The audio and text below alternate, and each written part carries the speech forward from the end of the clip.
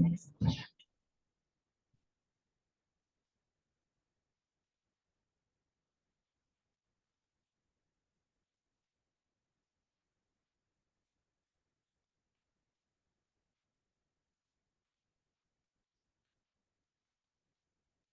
good morning. Distinguished guests, esteemed panelists, and various participants in today's policy dialogue on healthy longevity, preparing the EU for demographic change. It's an honor to speak alongside such esteemed leaders and experts in the fields and to have you with us today, Vice President Šuica. As we come together for this critical discussion on the EU's demographic transformation, the European Policy Center, the Tony Blair Institute for Global Change, and the Coalition for Health, Ethics and Society acknowledge the urgent need for action. We recognize that time is of the essence.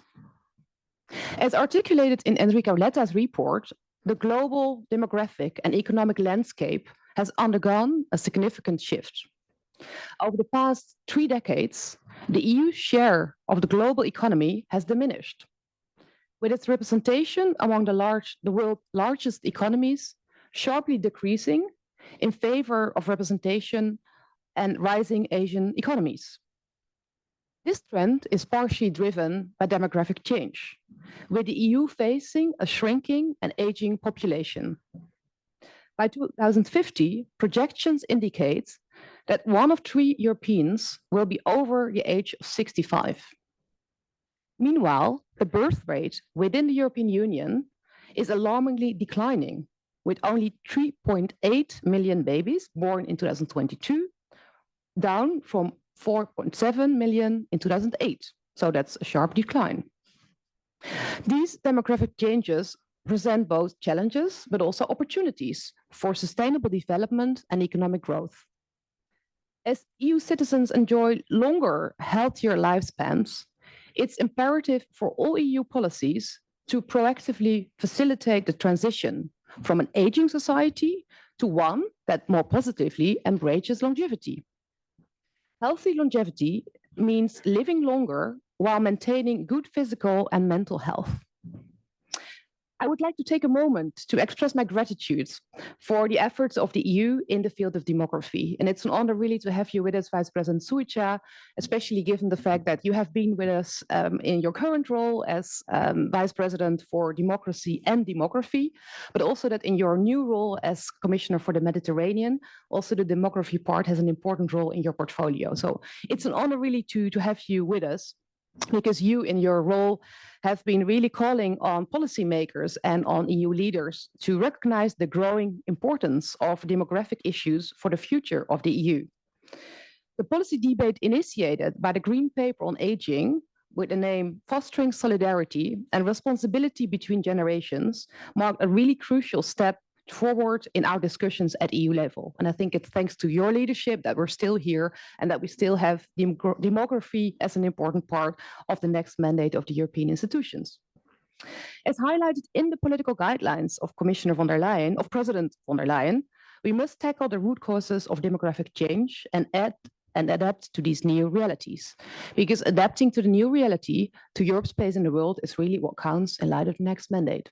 So with that, I would like to give the floor to you. We're honored to have you here, also on behalf of the Tony Blair Institute. So I give the floor to you, Vice President. Thank you.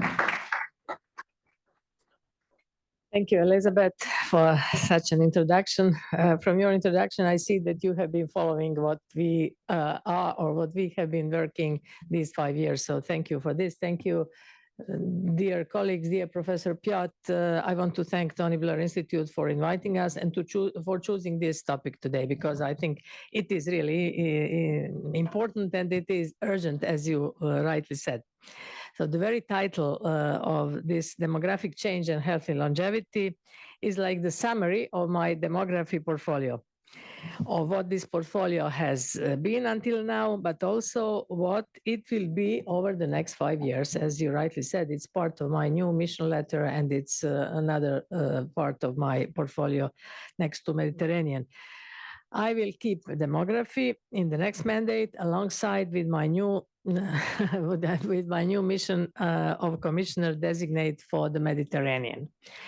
You know very well that this has been the first time that we had a demography portfolio in the Commission.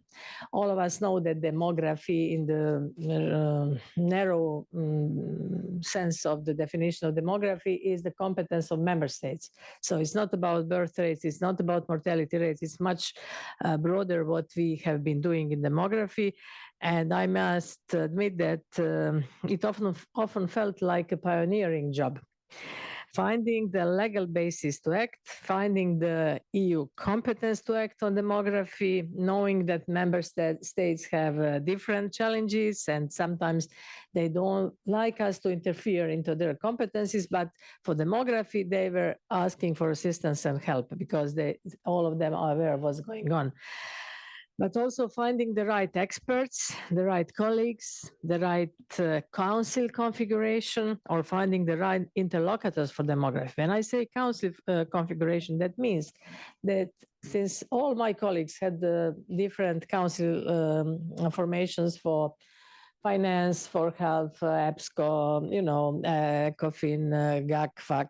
I didn't have any because there are no ministers in charge of demography in member states. So what I wanted to say, I usually went to General Affairs Council, so-called GAC, where ministers of European affairs meet, but it's not that. So we are aiming at having ministers of demography. So we are trying to recommend to member states, and this was one of the conclusions of Spanish presidency. So there are some countries which already did it, which included the country I know best. We have Minister for Demography, but also Greece and Italy. But we are trying to somehow not impose, but to recommend. So this was a challenge, as I said, because demography is now infusing all European policies and all priorities. And it is also present in all reports. You mentioned Letta report. It put a huge focus on demography and on brain drain, and introduces new concept, which is right to remain. You know, we are talking about 4 freedoms, but one of the freedom is a right or freedom to remain in order to address brain drain. If left unmanaged or if left unaddressed, the brain drain can genuinely undermine our internal market, which is what is Let Us report is about. So we need to address this phenomenon very seriously. The Draghi report, another report, starts on its very first page with the challenge of our shrinking workforce. So both of them tackle and address this phenomenon. So I may proudly say demography now matters. And it has become a must today to take demographic change into account when designing our policies and when devising our solutions. So when President von der Leyen decided to appoint me for the post of Vice President of Democracy and Demography back in 2019, it was, if I may say, very visionary at that moment. Her decision was already guided by this evidence that the demographic change is becoming a very profound driver of change in Europe, impacting virtually all policy areas at European level. During this mandate, over the last 5 years, we have delivered a number of outputs on demographic change. You mentioned the Green Paper on Aging, then it was harnessing talent on communications, the care strategy, the long-term vision for rural areas, Atlas of Demography, and many others. So we also try to build a genuine body of scientific evidence on demography with a number of science for policy papers necessary to underpin the decision-making with data and statistics. And as a crown at the end, we presented our demography toolbox communication last year in October in response to the call from the European Council. This call from the leaders helped us to really anchor demography in competitiveness. You know that now competitiveness, last mandate it was Green Deal. This mandate, competitiveness, is main policy of the Commission. So by making sure that we keep our competitive edge regardless or despite the demographic change we are experiencing, and by designing tools to help member states respond to their own specific demographic challenges. You know, each of these 27, they have different challenges. If you look at Spain, they have depopulation in hinterland. If you look at eastern part of Europe, you see brain drain. If you look at Finland, for example, they have the lowest birth rate ever in the last 100 years. So there are totally different challenges in different member states, but all of them are in fact demography and demographic change. And this is something which should be tailor-made, and we didn't impose anything. So we offered toolbox to them to choose how to deal with this phenomenon. So it is a challenge, as I already said. It impacts our competitiveness, our innovation ability, which is also very important. It generates labor and skills shortages, and it also impacts the financing of our social protection systems and public budgets. So finance ministers, they have big problem how to deal with this, because you mentioned people who will be 65 plus and so on and so on. And this is exactly why we should not leave this phenomenon unaddressed. If we anticipate the impact, if we design good solutions, demographic change can also, as you said at the end of your introductory speech, it can also generate tremendous opportunities. And here I come to longevity, a concept that we started introducing with the presentation of our demography toolbox. And in interaction with Professor Piot, it evolved from longevity into healthy longevity. It's not only longevity. What we tried to do with the toolbox was to focus on the design of solutions for the horizontal demographic challenges that all member states face. Because as you know, every member state has a different demographic challenge. According to the demography mapping that we produced in preparation of our toolbox, we could identify particularly country challenges. I'll tell a few examples. In Croatia, the focus is on brain drain. In Spain, as I said, on rural depopulation. In Netherlands, the focus is on housing, because they won't be able to provide, to afford housing for the newcomers. And they need newcomers because of their industry, because of they want to be productive and they want to be competitive. So it's really a challenge. But the two horizontal challenges that all member states experience without exception are aging and shrinking workforce. And longevity, as long as it is healthy, is part of the solution for both. It is part of the solution for aging because longevity makes that aging should not just be seen as a burden. You know what? We start aging from the day we are born. This is in English language. You have two terms. You can get older or you are aging. In some languages, for example, in Slavic languages, you don't have two terms. You immediately get old, you know. So aging is a very good term in English language. So the fact that we live longer, as all of you know, is fantastic news. So all Europeans, according to Eurostat, we live 10 years more in the last 50 years. So what are we going to do with these extra years? This is another story. So this is an opportunity. We need to capitalize on the longevity dividend. We need to foster healthy aging and make sure that longer lives rhyme with healthy longevity and not with long-term care. So this is something, when I mention long-term care, this means also that I mentioned care package. There is a big issue. There is a lack of those of carers and those people who will care about after all of us in the end. So this is also a problem of shrinking workforce, but so the circle is really a vicious circle. And for the problem of shrinking workforce, by turning aging into longevity, we actually make sure to activate entirely our all human capital and to make the best use of the additional years we get to live. This demographic change is also to be seen in the global context. It's not only Europe.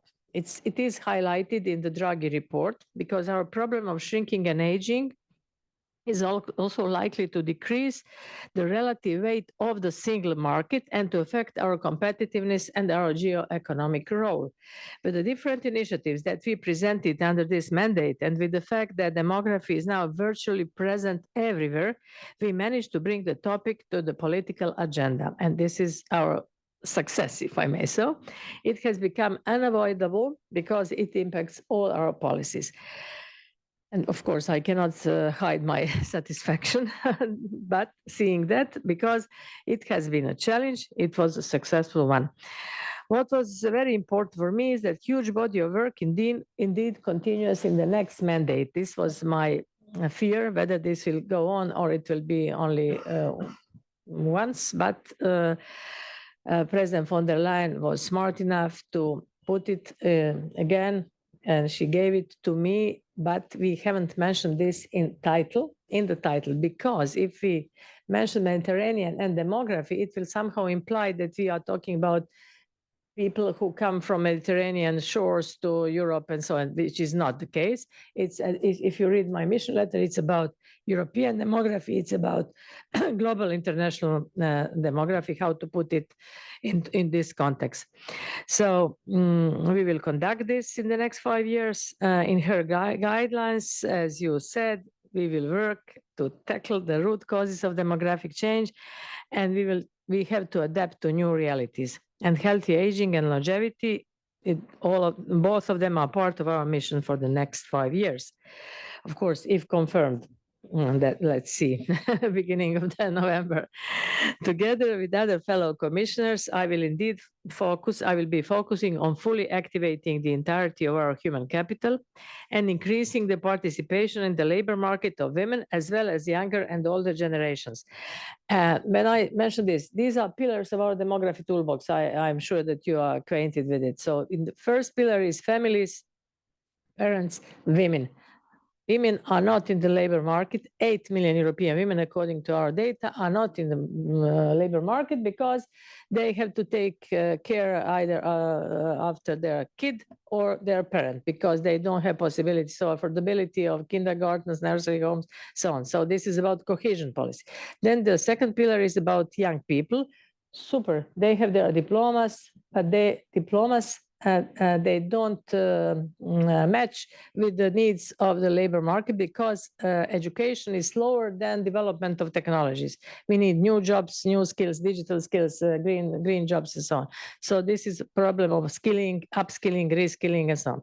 Then we want also to put them on the. All of them are not in the labor market. And this is it's a pity.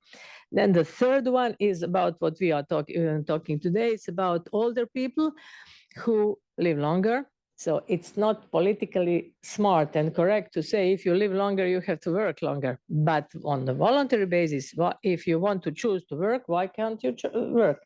Which means that we have to adapt, not me, but member states, they have to adapt their legislation to the new realities. This is what, when we are saying new realities means that we live longer, and I feel like working. So according to the law in my country, I should have been retired. I don't feel like being retired. Okay, so I just wanted to let you know what we would like to achieve. It's not easy, but this is the third pillar, and the fourth pillar in the end, when we somehow extract everything from the human capital I mentioned in these three pillars, we don't have enough people for our labor market, and we need to have fourth pillar, which is regular migrations. Just to let you know, politically sometimes sensitive, sometimes not, but just to be open to you. So we also want to reduce regional disparities. It's not only between Eastern Europe and Western Europe. It's also within the member states. There are disparities, as I mentioned, in Spain or some other countries. So people tend to go to urban areas. So what is with the rural-urban disparities and so on and so on? And in the end, this is the reason why my actual portfolio is also on democracy, because it impacts democracy. It impacts voting patterns. It impacts how people react to us politicians. How do they react to elections and so on, but it's another story. So what this right to remain, which was mentioned by Leta's report, is that we want them not to be forced to move out because of lack of opportunities at home. So we have to somehow, but it's not only about European level, it's about national, regional, and local authorities. All of them have to work together in order to achieve this. It's complex, but I think it is achievable. We also mentioned intergenerational fairness. and it will be central to this effort. We must ensure that decisions taken today do not harm the future generations, and that there is increased solidarity and engagement between people of different ages. How to achieve this? I have to remind you of 2022. I think it was a State of the Union report of our President von der Leyen, when she mentioned, you know, that I was in charge of Conference of the Future of Europe, and that there was, everybody was talking, politicians, not everybody, politicians were talking about changing of the treaty, how can we change this, how, especially parliamentarians. But President von der Leyen at that moment mentioned in her State of the Union speech, I would like to change the treaty and to insert into the treaty intergenerational fairness, the phenomenon of this. We haven't managed to do it because once you open the treaty, and other things will come out, but just wanted to tell you how important it is, and this is the reason why we put accent on this. So, and this is first time in the history of humanity that we have so many generations living at the same time, which means grandparents, grandparents, parents, and I don't know, kids or grandkids. So many generations, it was never like that because lifespan was much shorter.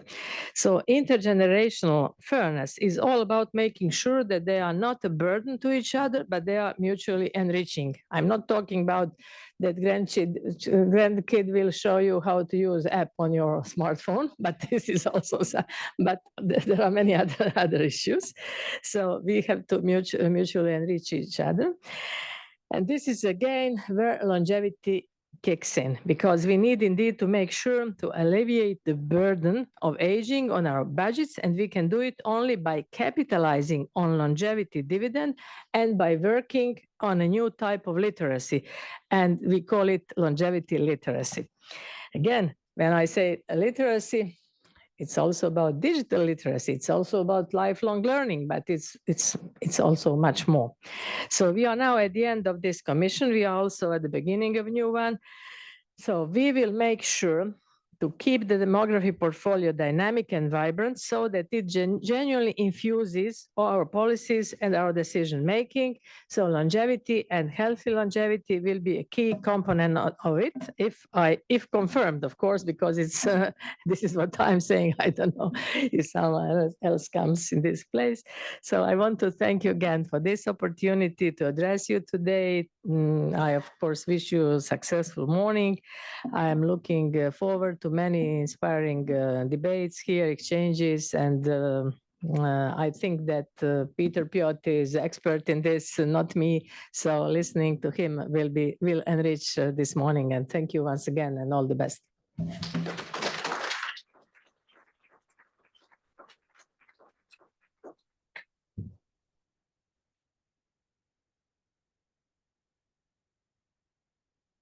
Now, can you hear me? Okay, brilliant.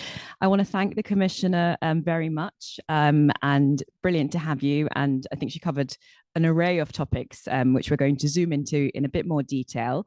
I'd like to invite two incredible speakers, Professor Peter Piot, who needs no introduction, an absolute legend in the world of global health, and macroeconomist and author of The Longevity Imperative, Professor Andrew Scott, if you'd like to join me.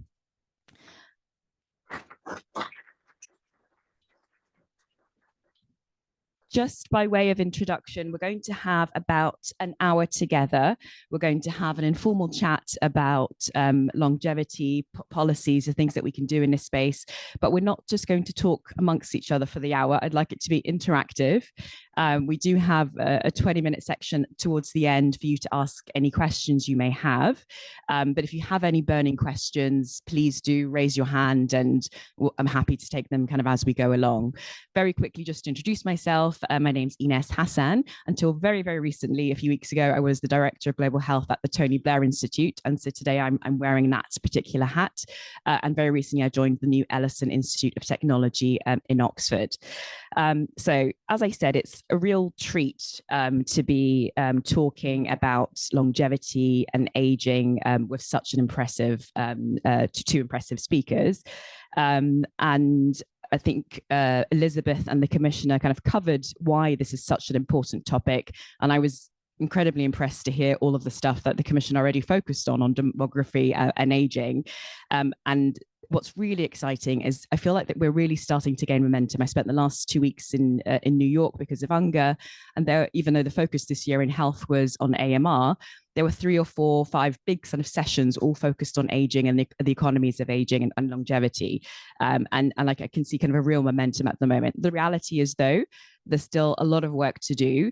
The reality is we still have we're closer to almost like an aging society where people aren't, we don't have the health associated with longevity yet. We've got a big problem with a burden of many sort of chronic diseases. The care issue is still a big problem. So lots of work to do. As Elizabeth mentioned, I think at the moment there's a huge problem with, we have a big challenge of dealing with an aging society. I think according to the UN, about 10% of the global population is age 65 or over, and we expect this to double by 2050. In Japan, more than 28% of the population is already over 65, and this is also impacting the younger countries in Africa, Asia, Latin America, etc. A huge part of this is a testament to all the incredible work and progress we've made in healthcare. And so this is something to be celebrated, increasing kind of life expectancy. But of course, as we live longer, the disease burden towards age-related conditions grows, and this is obviously causing some strains on, many big strains on health and social care budgets. And so thinking about how to deal with this and the big questions on how do we sustain and adapt to this change in this new life cycle, multi-generational kind of world that we're living in, and what the future is going to look like is incredibly important. So I'm going to start with Professor Andrew Scott, who, as I said, has written this very good book on the longevity imperative. If you haven't read it, I would urge you to do so. And he's been trying to challenge some of the traditional assumptions, some which I've also made in my introduction about aging. So you can correct some of my assumptions there. And Andrew, I'd like to start by asking you your motivation for writing the longevity imperative. And I'd like you to also explain what you mean by the evergreen agenda. Thank you. Well, thank you. Inez, is this working? Very good. Good morning, everyone. I'm that dangerous thing. I'm an academic with a book out, so I will no doubt spend some time talking about it. But I'll say, why did I write the book? And I guess I wrote the book because I think we've got something really important, really wrong, and I have a bit of an aversion to the phrase demography as a way of covering this. As a macro, and I wanted to correct that. I also wanted to try and unify. I find this is a topic that everyone talks about, but in their own little silo. And I wanted to try and bring together a whole bunch of strands around the notion of what I call longevity. So let me try and be a little bit concrete. As a macroeconomist, I spend a lot of my time with governments and businesses, talking about the big trends that will shape the future. And you've been to all these events, and everyone talks about AI and they talk about climate change, and there's a really engaged intellectual debate. People are engaged emotionally with the topic. And then sometimes someone will mention aging society. I don't know what your emotional reaction is to the word aging society. How do you feel when I say an aging society? No one sort of punches the air with enthusiasm and says, yeah, great. But it's one of the greatest achievements of the 20th century. It's fewer infants to mourn, fewer parents snatched away in midlife, more grandparents meeting their grandchildren, and we turn around and say, oh, wow, we've got an aging society. What a problem. So there's a negativity about it, which is extraordinary. The second thing I think is interesting is there's a fatalism about it. We've all got negative concepts of aging. We underestimate the capacity of older people. We think this is sort of a dismal thing. When it comes to AI and climate change, we talk about radical adaptation, radical adjustment. When it comes to aging society, we barely get beyond talking about adult diapers and care homes. And it is, extraordinary response. And I think the reason for that is that we focus on a change in the age structure of the population. In a way, demographers have been very influential in saying, hey, birth rate's falling, people are living for longer, there's more people aged over 65. And if you tie that in with the economic analysis, which is people aged over 65 are a problem, they don't work, they need a pension, they get ill, you get all the negative stuff that we tend to associate with this topic. But the real change that's happened, and I think the thing that we're beginning to wake up to, which is why I focus on longevity, is the probability of each and every one of us becoming very old is now incredibly high. Global life expectancy exceeds 70. That's extraordinary. The average child born anywhere in the world can now expect to become old. And of course, there's always been old people, and old people are always young. The thing that's now changed is you will now likely to become very old. In the high income countries, you know, there's a debate about what's going to happen to future life expectancy, but 50% of children born today can expect to live into their 90s in the high income countries. And we just have not prepared our society for the majority of people living that long. And so we're living longer and longer in years where we're not supporting people in terms of health, and we're not supporting people in terms of engagement and productivity. That's what we have to change. And I think, you know, what's interesting about this topic is there's very few things more important to your future than how you age. And of course, that holds true for European society as well. But with aging society, it's always about old people, not recognizing that things really change as you are now likely to become old. I was giving a talk to some Chinese MBA students recently. They're all early 30s, and I was showing them China's demographics, which are really extreme. You know, in 35 years' time, 45% of the population will be aged over 65. And I said, how do you feel about this? They said, it's a problem. I said, why? They said, well, old people, they're, you know, they need a pension, they get ill, they need to be cared for. And I said, who are these old people? And they said, what do you mean? I said, well, who are all these old people in 35 years' time that you're worried about? And the penny dropped. It was them. And I said, how do you feel when about that? Your future is going to be one of poor health, inactivity. But it's not my future. And that's kind of the evergreen agenda. How, you know, I hear a lot of talk about a silver society. When I go on stage and I sort of talk about demographic change, the consultants come in after me and they say there's now more people aged over 65 than under 5. And I know what's going to happen. There'll be a talk about the silver society and how you should all invest in cruise ships and care homes and adult diapers.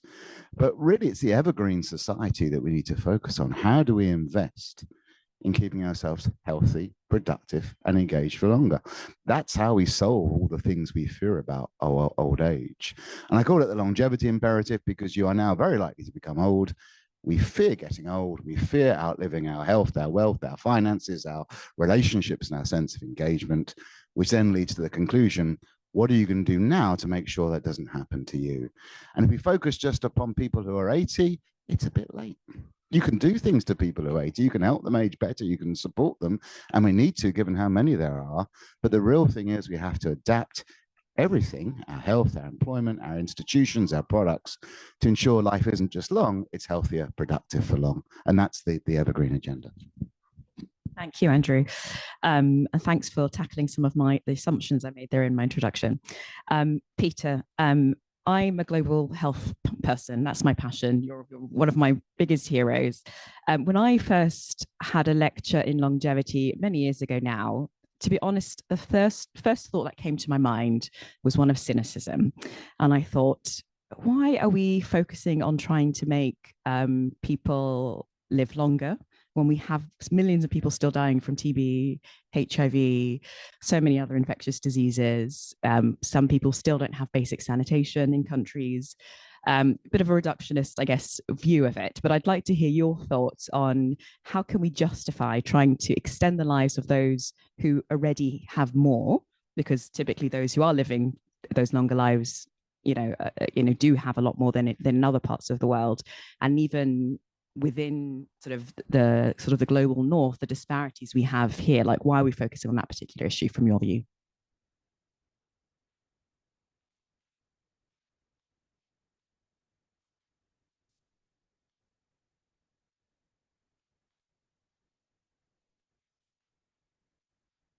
I should start with disclosing my conflict of interest. I'm 75. So when we discuss this, I also have an interest in this. I also went through a whole evolution, I should say, because I often get the question, but you're dealing with epidemics and viruses and global health, and why are you talking about this? And it's a combination of factors that really made me becoming passionate about it. And I'm convinced now that this is one of the greatest challenges of our time, not only in high-income countries, but worldwide. And on the one hand, it's good. That's good news. It's good news to have this problem, because the alternative, I'm a scientist, so I always think of the counterfactual. Counterfactual would be that we still are trying to, get over childhood diseases and so on. And there are parts of the world where that's still the case. But even in Africa today, and we'll hear it from Professor Coll Seck, people now, once you get beyond, over 5 or 10 years, you live much longer than we lived in Europe in the 50s. And it's accelerating. And so what really influenced me was a few things. One, I rarely go to Singapore, and hence my good friend John Wong was there, and Japan. And these are two societies where they're ahead of us, not only in terms of life expectancy at birth, but also that they're tackling the problem in contrast to Europe. Though I was very pleased to hear Commissioner Šuica, that was really a great, and very hope-giving.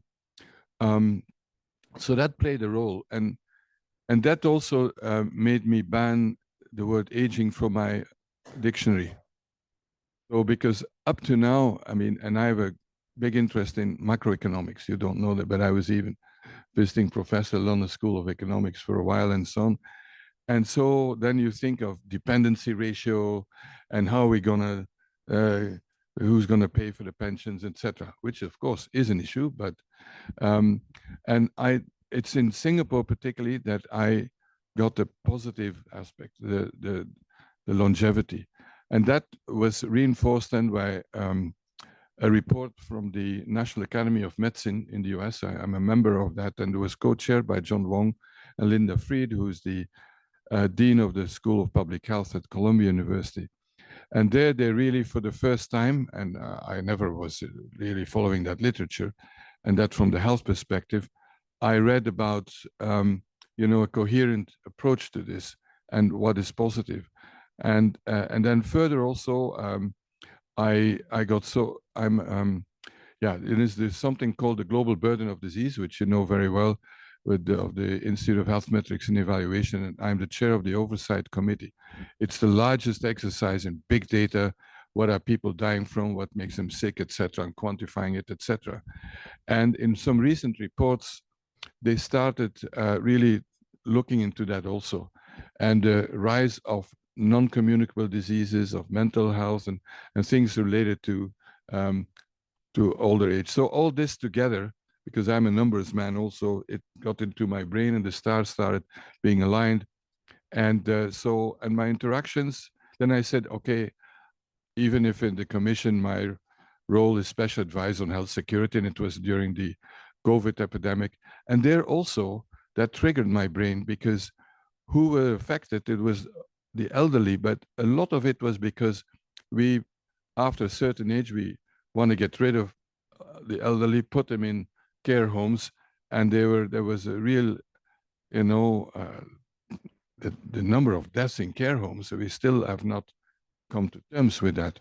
So all that together, and then I read also Andrew's book, and that also enlarged further my thinking about it, and I'm in terms of the green economy. That's the part that so we have to start. It's a whole society. It's not just we all the elderly, and I'm very happy to see so many young people here, because now often you would talk about it and you see only the elderly coming up.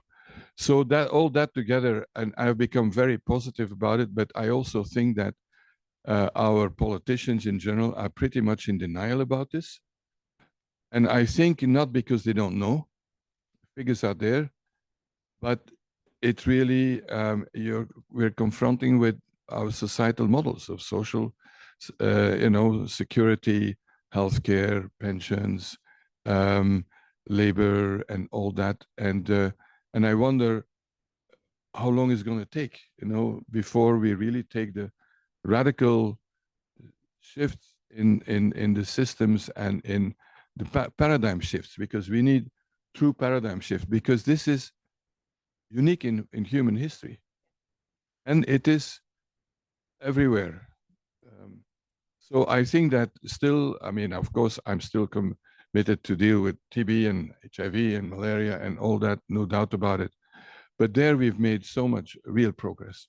We saw that. I was also in New York, the UN General Assembly. Not that we will get to the Sustainable Development Goals, but that nobody ever believed that. I hope that we would get there. But huge progress. But the rest we haven't made progress. And from the, and then I'll shut up, but the what we saw with the, when you look at the global burden of disease, good news is we all live longer every year, except in the US, life expectancy going down, parts of England. So, but that's a different story. That's where inequality comes in. But when you look at the health span, I mean, the healthy years, there's hardly any progress. And that gap increasing.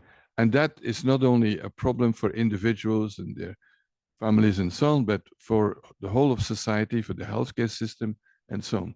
And like, I think in Belgium, we have one of the best healthcare systems in the world, I think, but I don't think it's sustainable at the current pace of the model that we're, adhering to. Please, yeah. A bunch of things. I really interested in is about when you sat in on a longevity lecture, we separate out health and aging in a way which is a bit weird. You know, that's just aging. That's just old age. This is your health. I'm going to do something about it. And that's a problem when more and more people are living to become old. So we've really got to reroute that. And then, you know, Peter said, how do we change our mindset? You know, the least interesting thing about Peter is his age. You know, if you think about Peter and what he's doing, it's not his age that defines him. It's all the other things he does and is doing. And I think that's one of the problems we've got when we think about how we change. We don't think about individuals. We're trapped with this underestimating the capacity of older people. But on a global health, and you said you like numbers, I'm doing some work at the moment with the global burden of disease, and I'm sorting things into 4 different disease categories. Very simple. There are diseases whose incidence peaks in infancy, diseases where they peak in early adult, diseases that peak in later adult, and then there's aging-related diseases, the things that the older you get, the higher your incidence of getting them, which tend to be the chronic diseases. And what's interesting, of course, we know right now that the biggest global burden of disease is these aging-related diseases. But what's striking when you go through it is that even in the low-income countries, now the biggest lifetime burden a child can expect is aging-related disease. That's even in low-income countries. That's remarkable. That's because of this tremendous progress. And you can't really deal with aging-related diseases when they appear. You've got to do it early. I think that's this other sort of shift that we've got to try and think. How do we think about health and not disease? An example is that, so again, I'm with Chris Murray, I'm on this commission. And so when trying to see for the rest of the century, what are the health threats? Whatever scenario you take, number one is diabetes. And that's not necessarily an age-related, but it affects so many. And it's something that you have to deal with at a young age. You have to start in childhood. And there's so many. Dementia will go up there. It's probably, there's not just one type. There's many different. Some are preventable, some not. So it's a strong argument for starting very early. And again, for the evergreen society and for, it's a society as a whole, that paradigm shift we need. I'd like to focus a little bit more on health and how do we get to that stage where we have this healthy longevity, or, you know, we're living healthier, longer lives. And so Peter and Andrew both mentioned chronic diseases, and, you know, and Peter also mentioned that this is also a problem in low middle income countries. I think India is one of those countries where at the moment, you know, they're doing tremendous progress in tackling infectious diseases. And I think if you had a graph, you'd be able to see that going down, and then the burden of NCDs going up exponentially, and they're at this sort of peak apex at the top of trying to tackle both, you know, like, and that's not just India, but, you know, many countries around the world kind of dealing with this issue. So incredibly important. So just focusing on that specifically, NCDs, Andrew, can you tell us a little bit more about the economic issues dealing with NCDs at the moment? I know there's issues with productivity and keeping people out of the work, but just some stats just to set the tone, if that's okay. Yeah, always dangerous to ask for stats from me. Yeah, so I mean, there's two issues as an economist. If I think about NCDs, the first is just, and I want to emphasize this, the welfare costs. And we know health is the most important thing to us. And economists will put a dollar value on anything. You tell them, and we'll put a dollar value on it. And when we do, we find health gains are just incredibly important. So, I've done an exercise looking at different countries, and you convert life expectancy gains and health improvement gains into dollars. And health gains tend to be three or four times more valuable than any increases in the economy. But that's coming, and it's coming to a halt because of this rise of non-communicable diseases. And of course, in countries like the UK and US, who seem to be very bad at both life expectancy and healthy life expectancy, we're seeing very little progress, in fact, reversals. And the problem with non-communicable diseases is that at least from my non-medical perspective, they're very age-related. So you get one of them, you're likely to get another one as well. So that has a devastating effect on the health system because you're paying for multiple diseases. It also has a devastating effect on your own welfare. And if you could slow down getting these non-communicable diseases, the gains are enormous because, if we could reduce the incidence of cancer, or at least increase survival rates of cancer, that increases life expectancy, but there's still lots of other diseases that get you. It doesn't really do much for your health. But if you could slow down the advent of all of these non-communicable diseases, the quality and health increase you get is substantial. And that's worth everything. Peter mentioned the compression of morbidity. Life expectancy has increased. The proportion of life that is healthy, let's say, is roughly the same. So you've got more years in good health, but more years in bad health. And the overwhelmingly important thing when you do the numbers is to make sure healthy life expectancy catches up with life expectancy.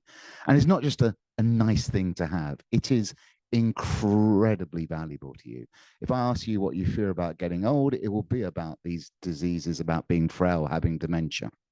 I talked about the evergreen economy. As an economist, I will spend money to be looked after if I get dementia. I will spend a fortune to avoid getting dementia. So that's the sort of the welfare gains. But then there's the economic gains.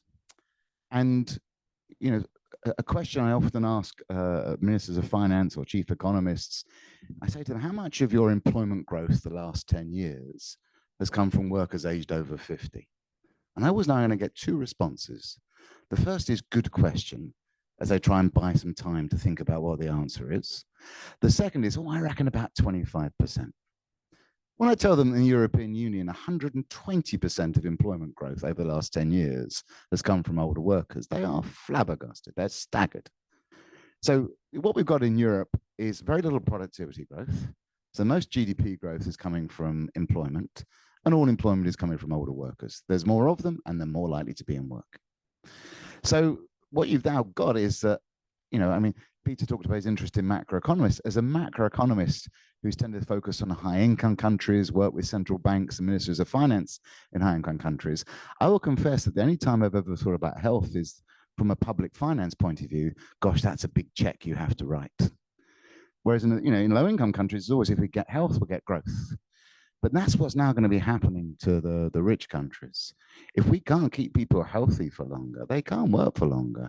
And this isn't just about pushing up the state pension age. This is from age 50 onwards. And if you can keep people healthy for longer, they can work for longer. In the UK, if you have a cardiovascular episode at 50, you are 6 times more likely to leave employment than if you don't. These have big effects, and the work, as I did for the Tony Blair report, we're talking about in 5 years, if we could reduce by 20%, which is not unambitious, NCDs, we get a 1.4% increase in GDP. So, I can talk about the welfare gains of health, which are crucial and above all the most important. But as a macroeconomist, what we have with an aging society is that health will have increasingly first-order macro effects on GDP. And that's really not on the mindset of ministers of finance. I'm trying to persuade them to say it's not just the size of the check that you spend that matters, it's how it's allocated and what you achieve with it that's now going to be incredibly important for growth. Thank you, Andrew. And Peter, I'd like to ask you, because obviously we've made tremendous progress in infectious diseases. And so I wanted to ask, so in the longevity space, not everybody's sold yet. That's where we should be prioritizing, our efforts and our financing. That's something we have to deal with, although we're starting to gain momentum. But where we're really seeing momentum is the idea of preventing chronic diseases. People don't necessarily associate it with those who are over 50. But I was wondering, what lessons, are there some obvious lessons from all of the tremendous work that's been done in infectious diseases that we can use to prevent some of these chronic diseases? Because my feeling is, if you focus in the short term on tackling some of these chronic diseases and preventing them, that's a quick win for us in the big sort of longevity story, which not everybody's sold on. Yeah, this is really the basic question, and continuing on what Andrew said, and starting with let's say with the conclusion, and that is that we need a total paradigm shift in how we approach health. And when you consider that in OECD countries, about 2% of health expenditure is for prevention, in other words, 98%, particularly in hospitals. And the current paradigm is to keep, let's say, sick people alive. And I'm not against that. Don't misquote me, please. But however, what we need also is to keep healthy people healthy. And that has to start again at pretty young age. When you look at obesity in children today, I mean, that's a time bomb for, again, thinking of 20, 30, 40 years from now. So there are some shifts, but it's very difficult. One, the pressure, of course, for someone who is in poor health needs to be helped. There's no doubt about it. The political pressure is also there to deliver on, look at the terrible state in the UK of the National Health Service, waiting lists and all that, which we don't have yet here. But if we continue with age, we will get some of that. But we need to invest. And it's not only about individual behavior change, because that is a factor. You can then do more exercise and all the stuff, healthier eating, but it's also structural measures. And that's, there have been successes, and for example, in terms of against hypertension, with reducing salt in all kinds of foods. Finland was a really, a pioneer in all that. But there's so much more that we can do. When you look, one of the biggest problems is processed food. It's the environment, etc. So this is way beyond the competency of a Minister of Health or Department of Health.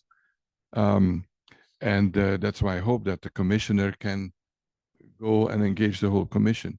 So that's one thing. And I think that if we are not radically going to invest in preventing chronic conditions, I call them, because obesity is not really a disease, but it's a condition.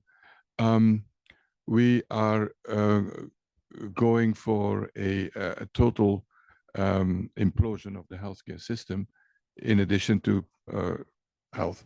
And there are enough models. I mean, the science, the data, the evidence is all there. That's not a problem. And from infectious disease, we've seen the same. When the big successes, you mentioned tuberculosis. In this country, TB went down way before we had anti-TB drugs, because of better nutrition, living conditions, better housing, and so on. And we're seeing that also now. A country like China, for example, has now very, very low TB rates, partly and because of the combination of improved living conditions and then interventions.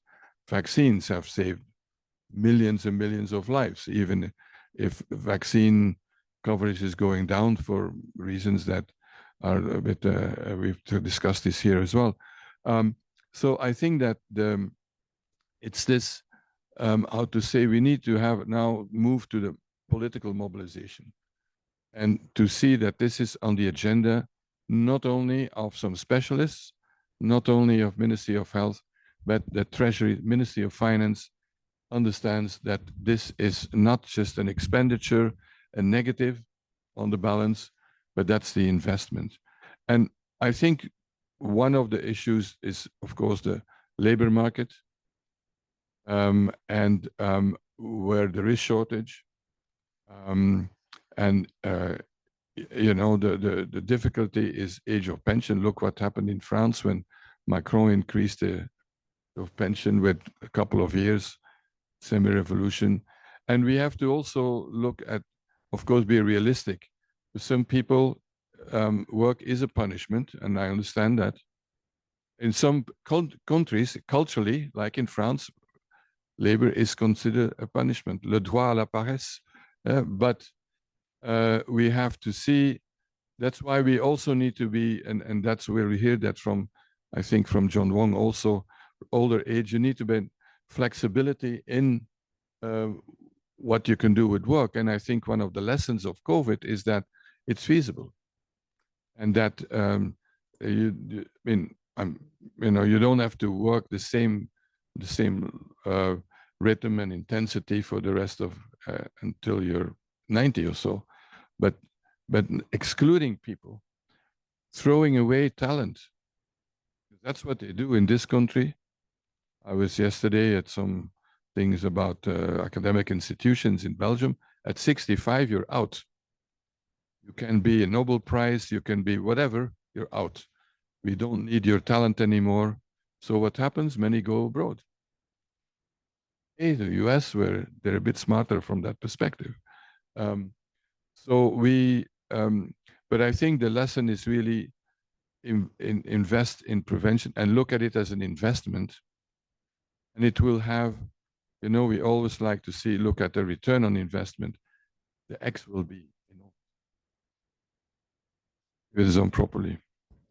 And of course, the issue with getting the return of investment on prevention, Andrew can sort of potentially comment on that a little bit, but the return could be a little bit longer. And the problem we sometimes have in our countries is the fiscal period and the times that our leaders are in power. Cycles. Yeah. Okay. No, it is true. You know, I took that example of a 50-year-old having a heart attack. So you start treating them at 49, you reduce that. But if you start treating them at 30, you massively reduce it by the time they get to 50. So these are very long lags, and you know, somehow seeing it as investment. But you know, I think there's a couple of things. There's kind of the optimal amount to be spent, and that would be great. But 2% is so far off the optimal. There's great things we can do. And I think, you know, if I think about prevention, I think in the following, there's some things that will earn money back pretty quickly. Not many of them. You know, there's some things that within a 2 or 3 year framework, you do prevention, you save costs elsewhere. The second thing, which is my meta point, which never goes down very well, but I've just got to say it, is that health is incredibly important. And as we get richer, we want to spend more money on the things that are important to us. And we just got to accept that actually health budgets will probably carry on rising as a share of GDP because we want good health. The real crisis we got at the moment is we're spending more and more of a percentage of GDP on health, but getting ever bad health outcomes because we're keeping people alive and not keeping them healthy. So I think that's the second clarion call. But there are, I think, ways to try and reallocate the health expenditure. One would be, I honestly, you know, and I'm an economist, I'm treading my ground very carefully here. But right now, we allocate expenditure within the health system based on its health outcomes. I think from a Ministry of Finance point of view, I'm going to say, well, I might give you more if I can see I'm going to get more back in revenue somewhere else. So I think we've got to work better at coming up with tools that measure the health gains properly, but also add on some of the additional benefits that come back to the exchequer. It's a way of getting more funding to happen. I also think that, you know, the problem with our health system, which has done a brilliant job of getting us to this problem, is it needs to change. And, you know, it's very disease focused. It's about intervening when you get a disease. And the diseases related to aging, that's not a very good approach to take. You're not going to cure them. It's going to be very hard to reverse them. So you're just managing disease. So we've got to focus on health. And it's an irony to me that even when we talk about that, we call it prevention, because it just shows you how deep-seated the disease model is that we call maintaining health prevention. It's really about maintaining health. The challenge then is, how do we measure health? And I love the W.H. Auden quote, the British poet, that says, health is a state of nature that medicine knows nothing about, which, I don't want to upset people in the room, but I do find that rather nice. And I said this the other day to a cardiologist. He said, no, health is just an incomplete diagnosis. Something will happen and then I'm in. But we know much less about how to keep people healthy than we know about how to treat disease. But once you think about keeping people healthy, you also realize it explodes way beyond the current health system. It is, as Peter said, it's going to be the food you eat and drink. It's going to be, do you walk from one place to another, or do you just get a car or a bus? It's about the air that you breathe. It's about loads of things, and not just clinical, medical, public health, but also the much wider environment. So say we've achieved this ideal future where people are living longer and they're healthier. We've gone a good way and made good progress in tackling some of these chronic diseases. The commissioner mentions that people should have a choice, if they're living longer, if they'd like to work. Peter, you mentioned France and people seeing work as a punishment. I wondered if you could both comment on what are the other things that we would need to do if we have sort of healthier lives in order to kind of have that payback, and the social contract we kind of have to form in order to kind of think, if we are living longer, how is it that we can get people to contribute more to society? So yeah, if anyone would like to comment on that, would be helpful. Yeah, so I think it's another area we're in a mess. By the way, I think, going back to the comment about health, I think government should have as one of their main targets, if not the main one, is the measure of healthy life expectancy. With an aging society, so many things hinge on that. And, this separation of health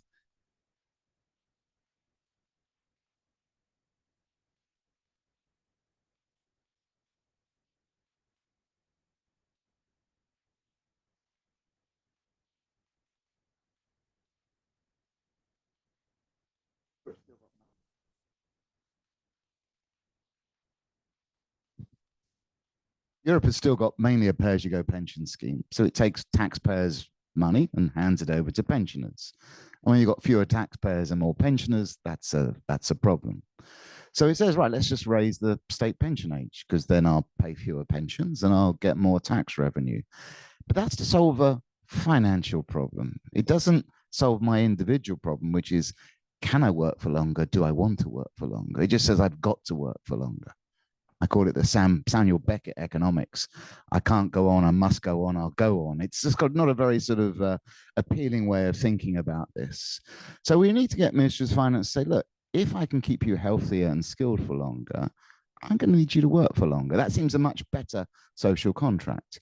It also means targeting inequality much more. So personally, I would have the state pension age contingent on some measure of healthy life expectancy.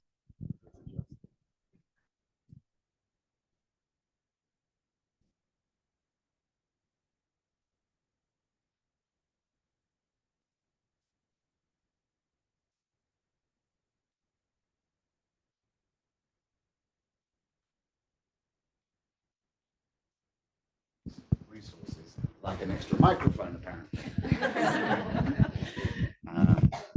It's a conspiracy to stop me talking. I think that's what's happening.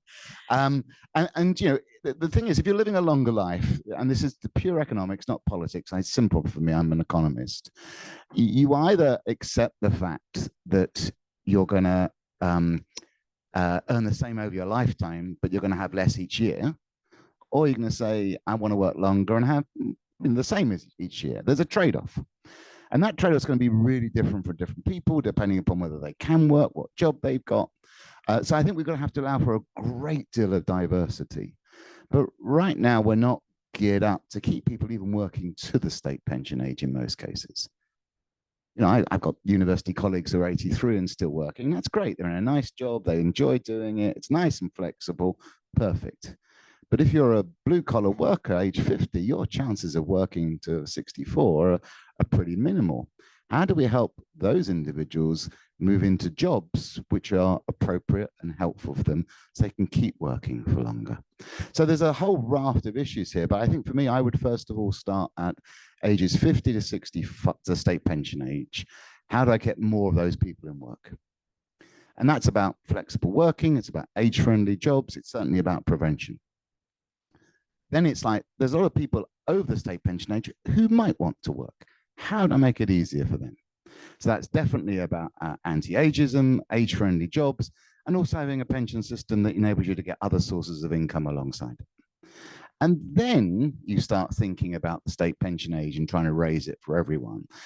Because if you can then achieve a life where you actually could be healthier, engaged, and have options, then it makes sense. But if you just start raising the state pension age and do nothing else, it's a pretty miserable way to respond to the aging society. So, that's the broad approach I think we have today. I think in addition to all that, I think first thing we need to do is to change the narrative. What I mean by that is this negative aging and so on, so that we have a coherent vision. I mean, it's in your book, but it's far too long, so it has to go fit on one page. Yeah. And like the toolbox, I think from the Commission is not bad, on demography. But so, what are the ingredients? That narrative, not only for, let's say, economists and decision makers, but for the public at large, that people feel that this is something positive, and that's going to take a while, and that will only be credible if they see that it's in their interest, that life will be better, the quality, and that there are opportunities. So that's one, and for the, let's say, the funders, the finance ministry or whatever, that they're not thinking, oh, it's going to, the healthcare costs are already getting out of control. Forgetting that the country with the largest percentage of healthcare costs in the world is the US, getting close to 20%, and is one of the worst outcomes, health outcomes of any high-income country. So and that is to do with inequalities and all that stuff. But so that we need to have, I think, some serious work on that side. What would be the optimal distribution of funding? Where can we, in a sense, save money on the care side and hospitals, and where can we invest in health? But it's not only the health system that can do that. Most of the prevention and the health, yeah, I never thought of that, but you're right. I mean, when you look, when I lived in the US, I was a member of an HMO, and health maintenance organization. That is a positive way. But a lot of that is outside the health of certainly the medical sphere. Some of it is regular checkups and what have you, your hypertension, drugs, and secondary prevention. And that requires very strong leadership at the top of the government and finance, because it's Treasury that will, call the shots.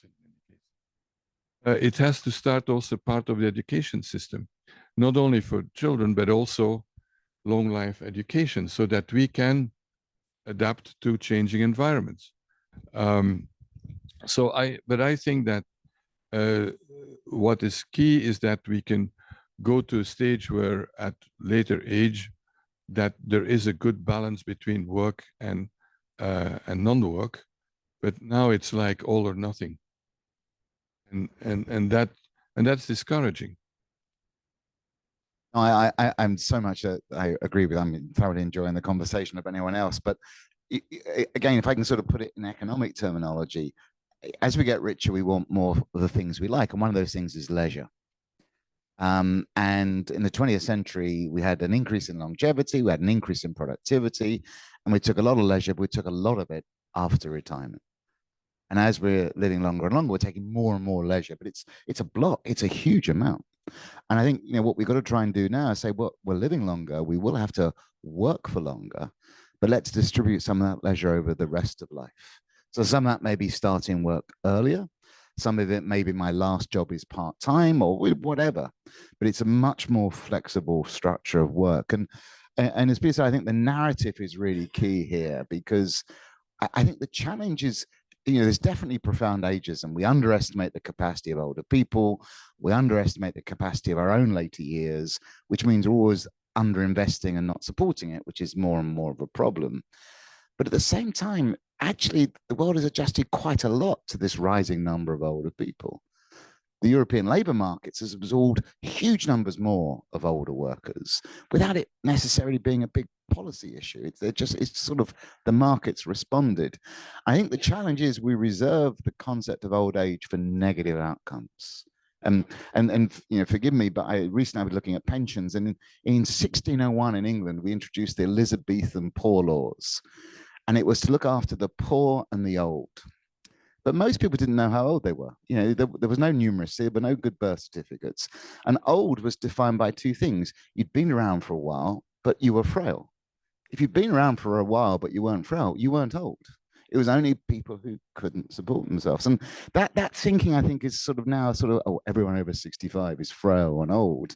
But it didn't used to be like that. And I think somehow we've got to go back to that, where we just say, this is a person, not determined by their age. I think there's even something in working that keeps you healthy. I've seen it in some of my own family members who retired at that pension age, and I've seen that sort of rapid deterioration. But I know not dementia prevention. Yeah, yeah. Keeping your brain active, incredibly important. But you can do that in other ways other than work. It's engagement that is the key. And again, it's not just through work we exclude older people. We don't often have the social institutions to include them. I imagine the solution is going to have to be flexible and tailored and giving people choice, I think, which all of you've mentioned and the Commission mentioned earlier. I want to take this time to see if there's any burning questions in the audience. Yeah, thank you. Hi, sorry, I was raising my hand because you said you wanted to make it interactive. I'm Stanley Pignal. I'm the Brussels Bureau Chief for The Economist. I had a question for Professor Sir, not just Professor, but Professor Sir. Sadly, it's just Professor. It's not Professor Sir. I don't know where that one came from. Oh. We have a Baron here. Then I don't have a question. No.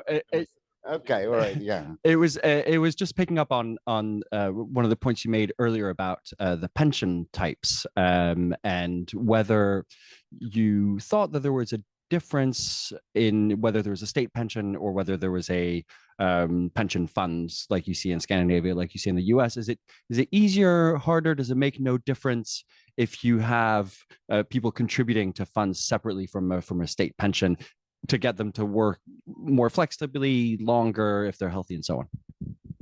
I think there's a political issue, isn't there, which is that if you've got a state-defined benefits scheme, there's always this huge political pressure to not to move away from that. But economically, both schemes suffer the same problem, which is if we're living longer, you need more resources if you want to maintain your standard of living. And so pensions is just about redistributing money across your life. With a state pension, it's distributing money across your life and taking it from other people as well, possibly. So there's another option. When you've got your own defined contribution scheme, pensions are just about distributing your money over your lifetime. And if your lifetime is longer and you don't earn more, then you've got less to distribute. And I think this gets to the heart of the challenge. When life expectancy gains are going from 40 to 60, people said, this is great. I'm still in reasonably good health. I'm still earning. This is fine. But now we've got the most life expectancy gains are coming from now in the rich countries above the age of 80. People are saying, wow, I'm not working. I'm in poor health. These years are acting as a tax on my earlier years. And whether that's the country or the individual, the effect is exactly the same. So the only way basically it's a pyramid scheme. If everyone takes out more than they put in, the scheme is unsustainable. And immigration doesn't solve a Ponzi scheme. It just postpones when the crash comes. So ultimately, if we're living longer, we've got to be more productive for longer or take a cut in the standard of living. And we can't resolve it any other way. So then politically, how do we make that see as a positive rather than a negative? And I think that's where, it's interesting when you talk about demography and aging society, no one gets interested. When you say, hey, would you like to be healthier for longer? Everyone's interested. And I think it's that shift we've got to try and do. Any other questions in the audience? Yeah. Hi, Fionn from the Global Health NGO DSW. Thank you very much for the engaging discussion so far.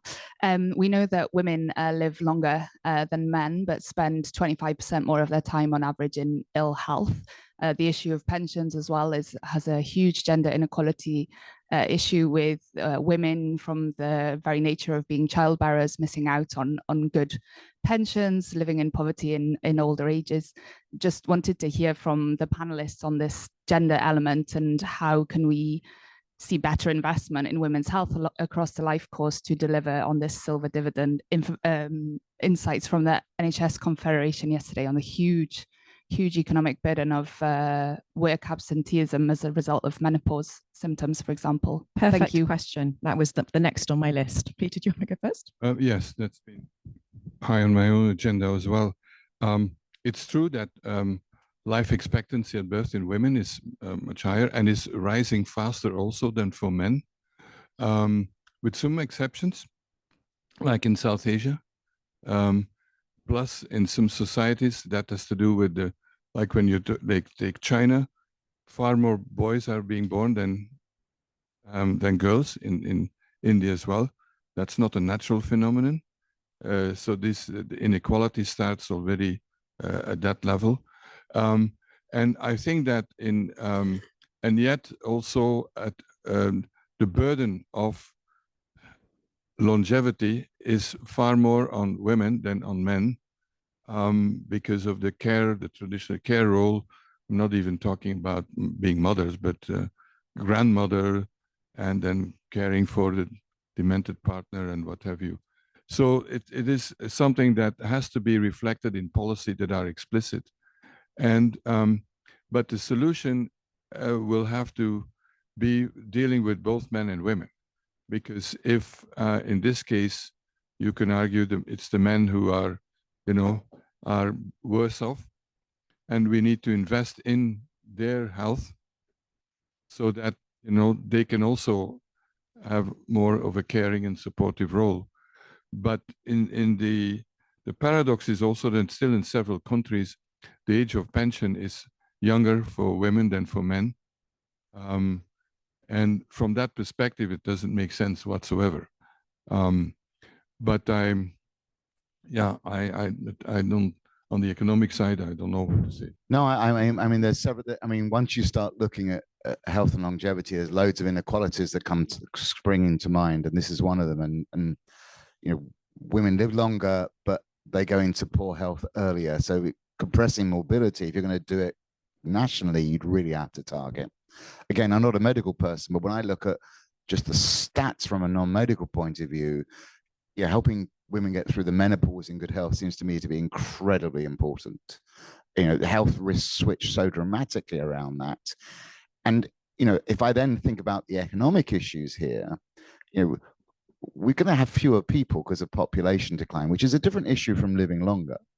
So we just got to find more people who are productive, and we've got to try and get rid of all sorts of barriers, whether they be gender, racism, etc., to say, hey, this is the pure economic argument. So I think part of this also goes back to the caring burden, which is still disproportionately one not put upon women. We've got to make work more flexible.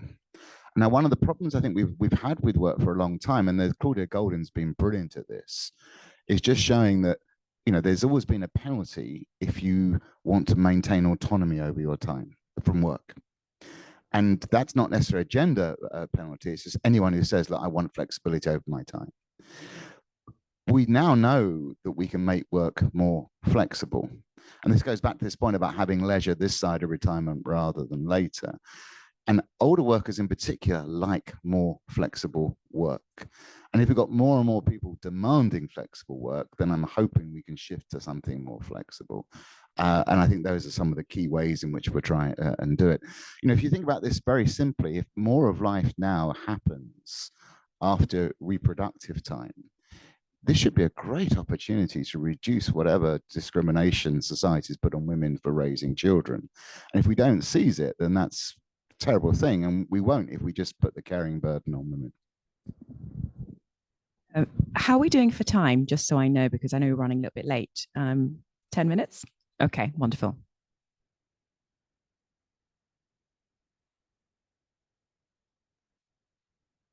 Thank you so much for this very inspiring conversation. I like it very much. I like the idea of that flexible work, but I guess this will be a big paradigm shift. And how do you think that we ever could change policy there? Because there is a lot on the agenda today. Only if you talk about health in general, it's already a big burden. Are there examples, because you both, I guess, are very connected over the world with peers and discussing this? Are there examples in communities, local countries, regions, where this exists already and where we can build on? If yes, how can we copy paste this? Or if not, how can we ever start implementing this idea? By the way, I'm Kunegonde from Johnson & Johnson, sorry. So I'll give you some concrete examples at the end, but I also think it's a great question for two reasons. The first is we've got lots of experimenting to do. Some things we don't know. So we've got to scan around for all sorts of prototypes, and that's both individually and socially. Society and individually, we've never had to prepare for the expectation of such a long life. I'm 59. I've got to behave differently from my father and grandfather at 59, because looking at life expectancy stats, I've got more time ahead of me. And so I've got to change how I age in a way that they didn't. So lots of experimentation to happen. Two, at one level, when I sort of talk, when we say for the first time ever in human history, we've got to focus on changing how we age because now we're all likely to become old. Wow, that's going to take that's a big agenda. And I call myself a patient optimist because I don't think it's going to happen quickly. But look over the last 100 years, we've invented teenagers and pensioners. We invented the weekend. We've invented so many ways in which we structure our time. The next several decades will do it. Now, of course, I'm 59 and I'm not that optimistic about how long I'm going to live. So, I also want to see some of it happen in the very, very short term. In terms of flexible work, not for everyone, but work has become a lot more age-friendly is the expression I use.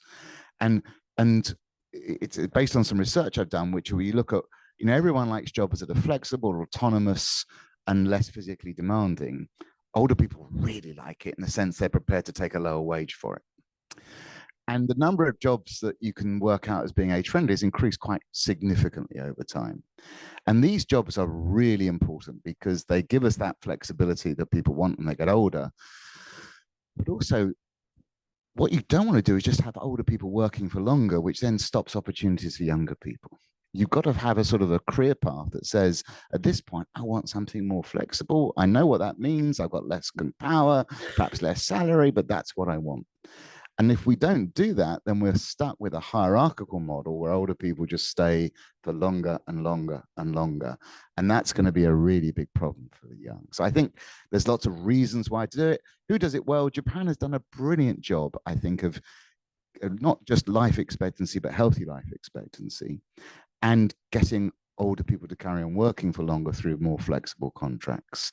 They've done that really, really well.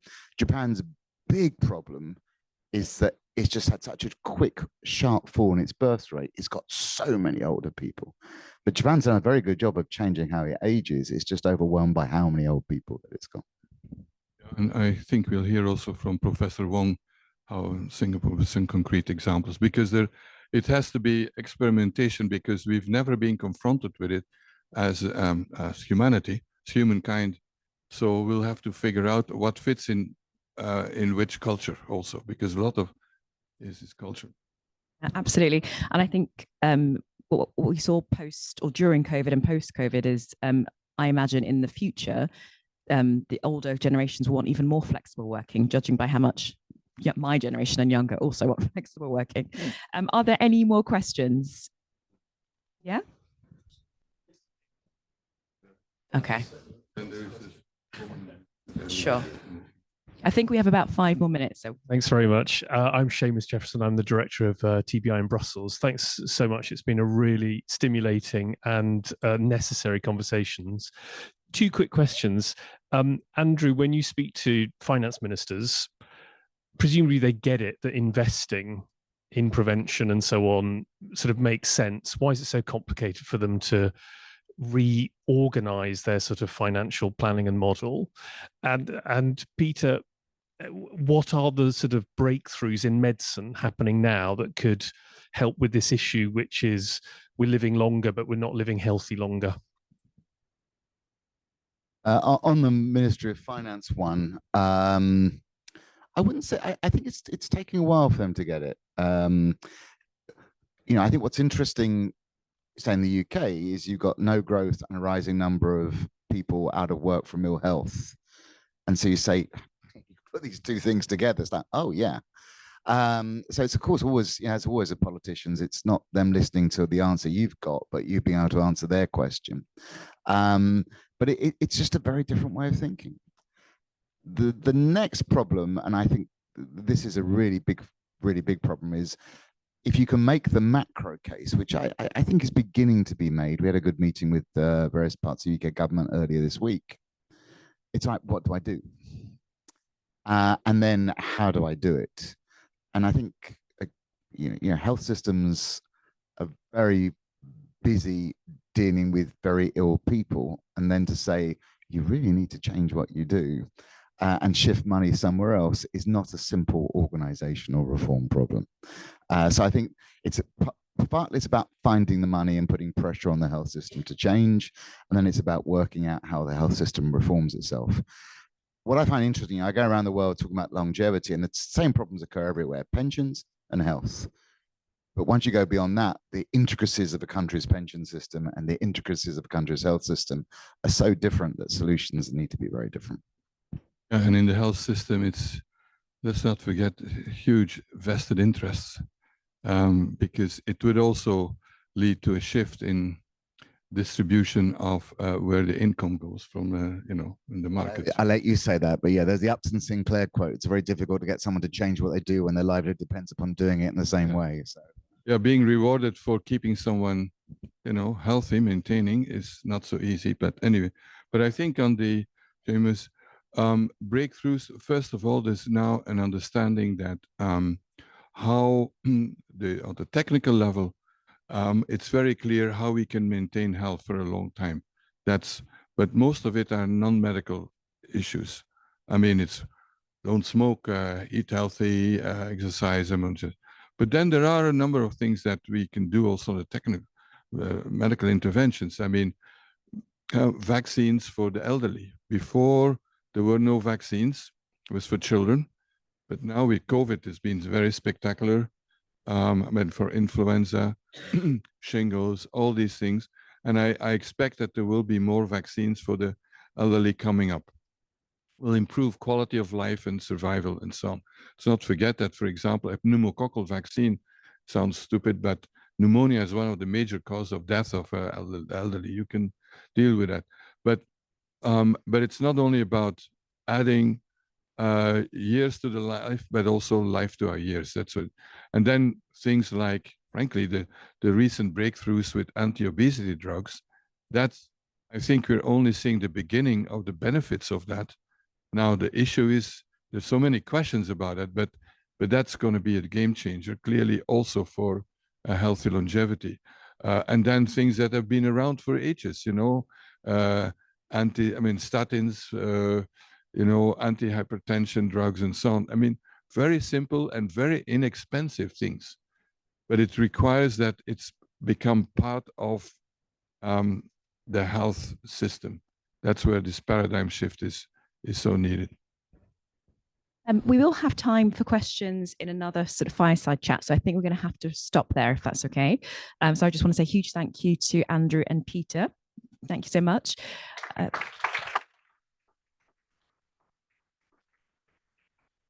And we're now going to see a video from Professor Awa Marie Coll Seck, who is a professor and specialist in infectious diseases, chair of the Galien Africa, and the former senior minister to the president of Senegal, on some lessons from Senegal. Thank you, Professor. Can you hear us okay? It's pre-recorded, sorry. Hello, everyone, and warm greetings from Senegal.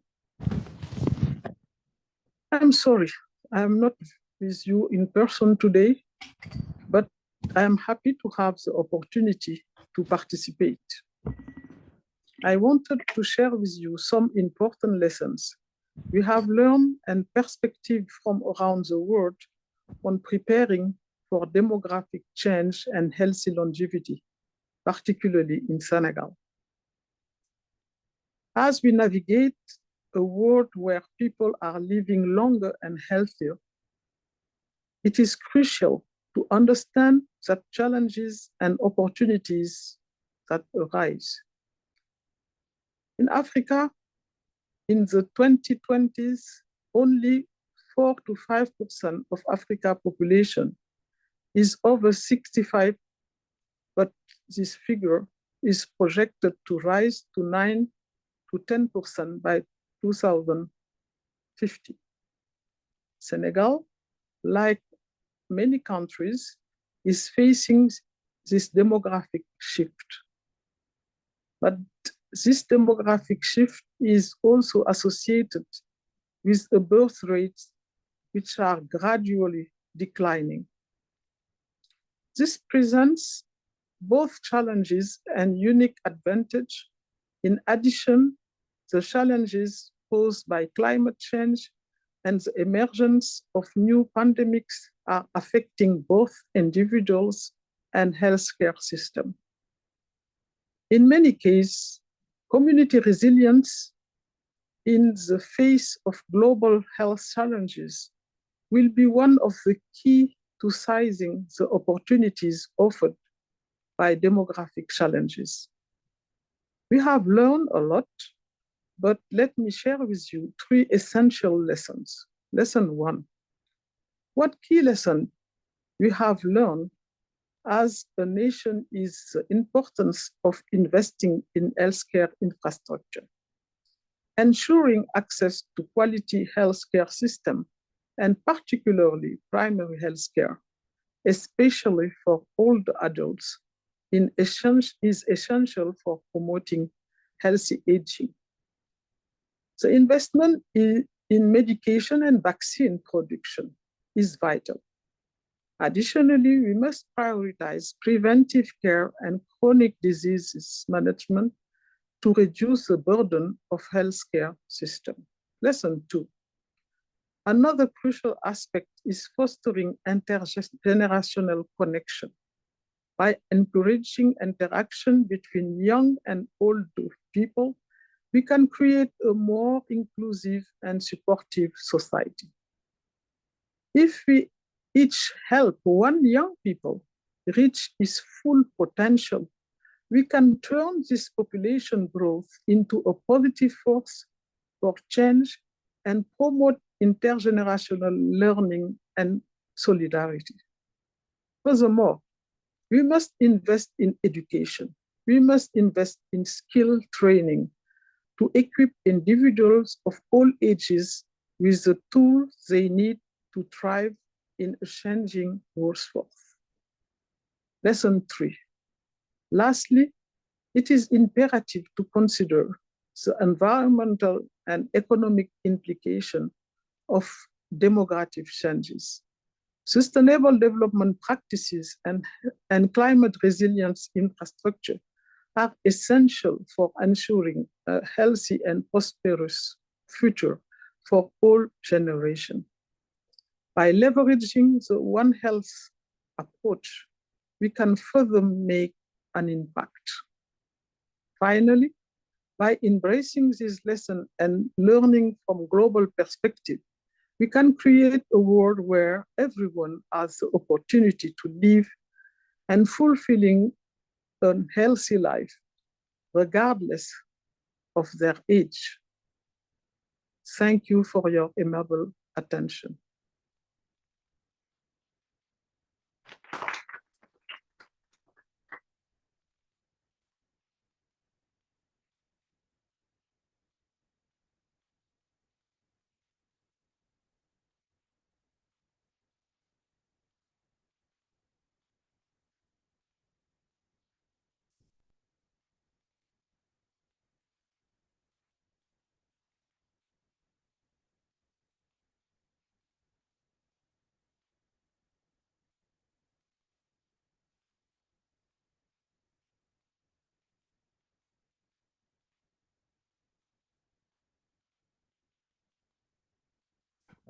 First of all, yeah, thank you, John, and for being with us. Just before that, I think what Professor Seck states is that this is a global phenomenon. It's just a matter of time, and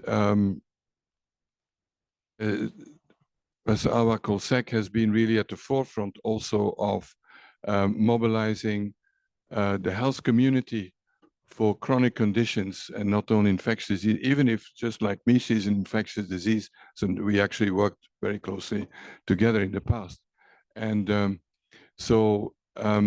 but now we go to a country that is at the forefront of dealing with this issue.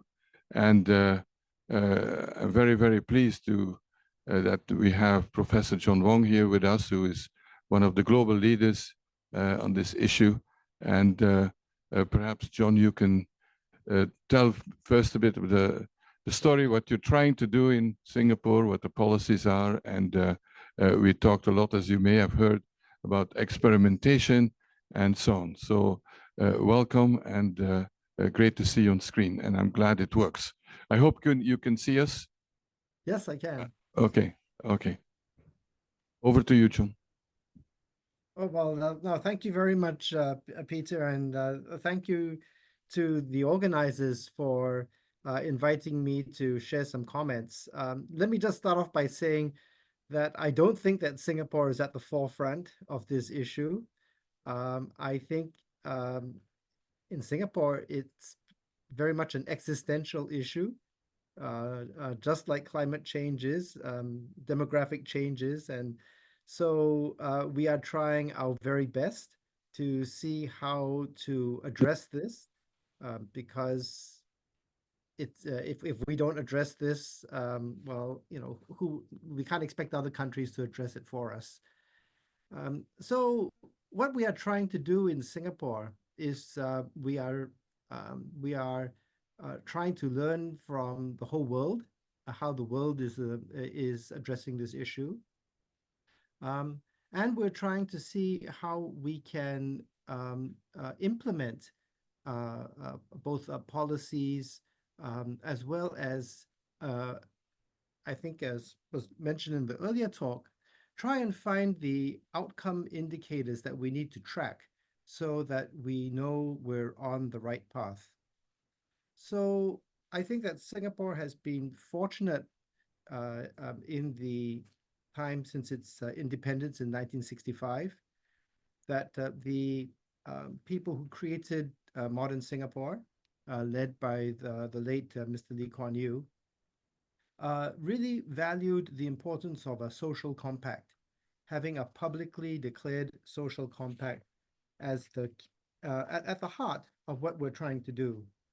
And so Singapore has a publicly declared social compact, and this is something that we do want to maintain with equity and cohesion at the center of what we're trying to do.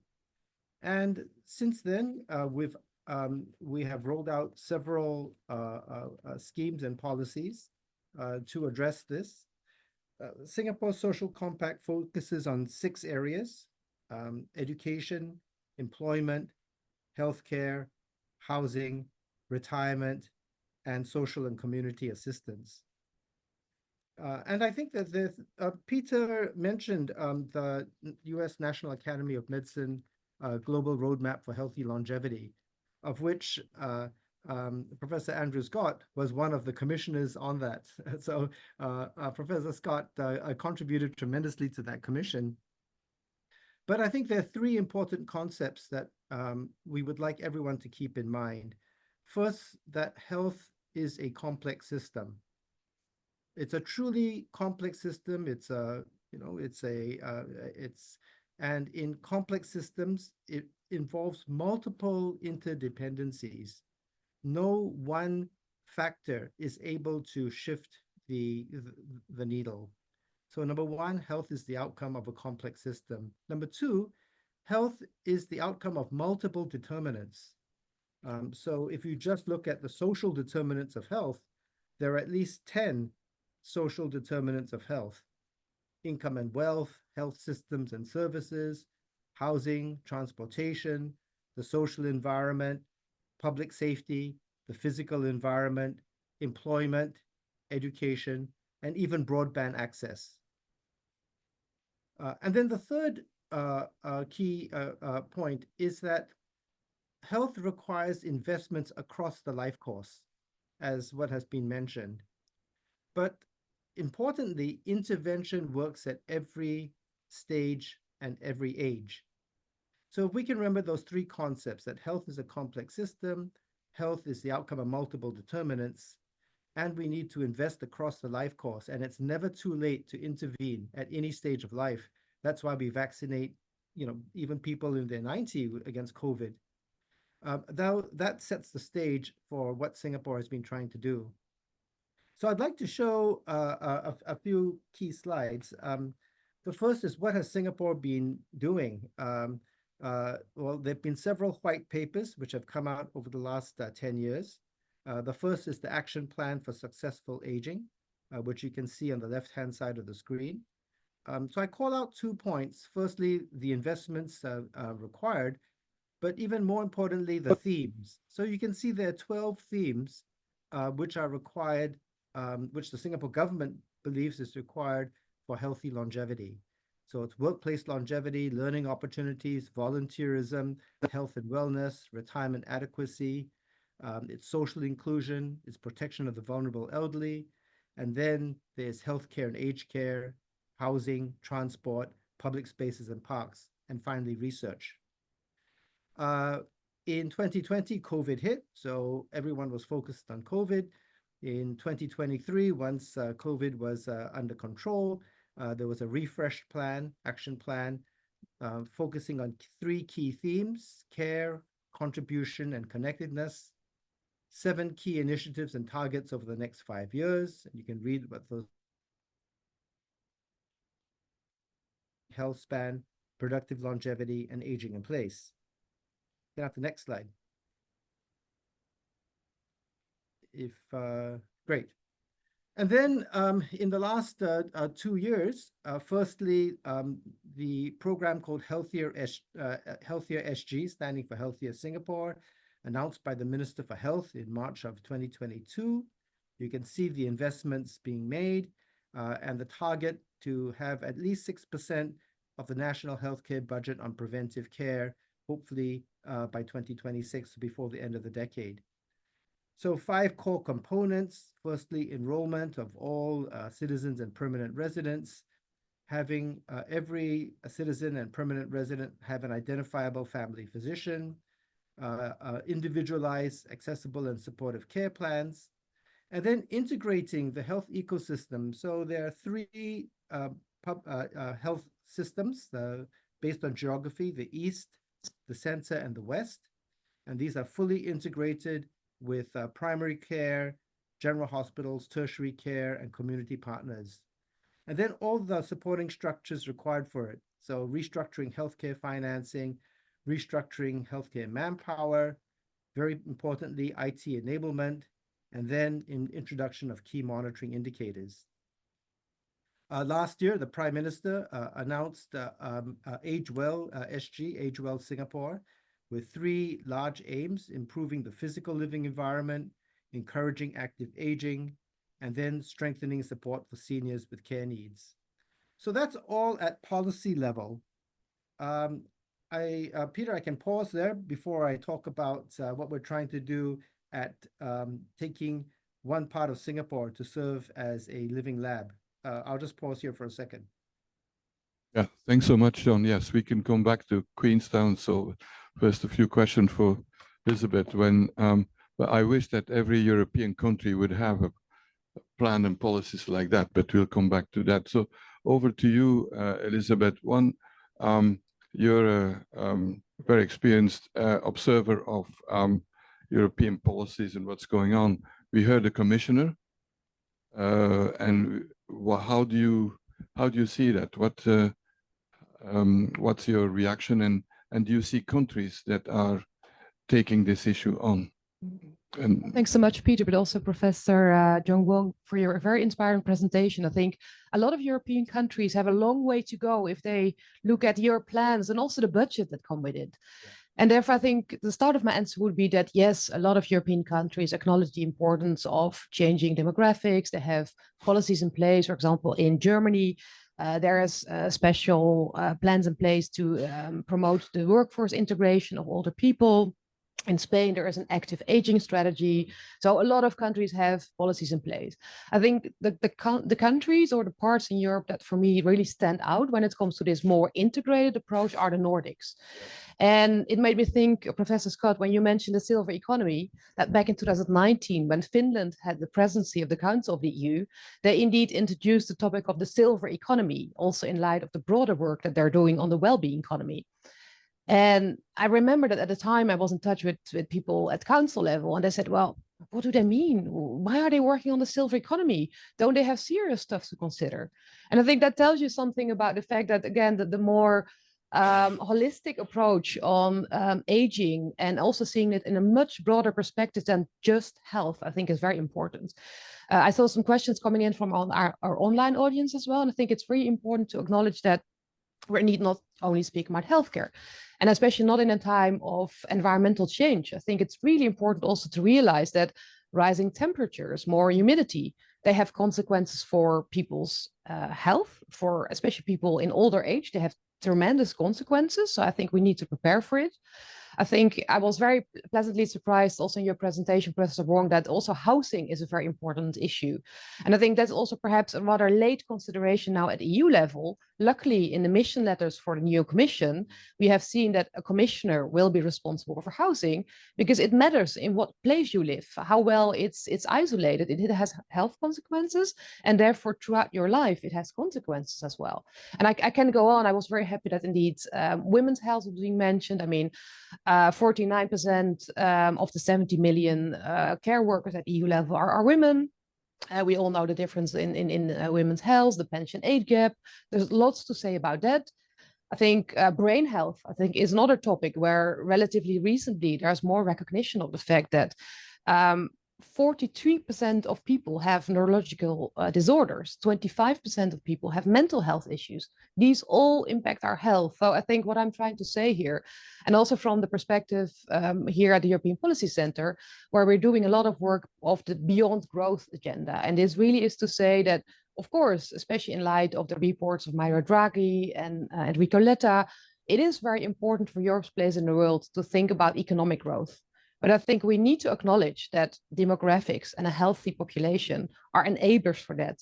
Because without a healthy population, and indeed a focus on skills, but also the quality of jobs, we will not increase our productivity. So in that respect, I think things are linked together. The Nordics are doing a good job, but I think there's still a lot of other parts of the EU that should learn from them.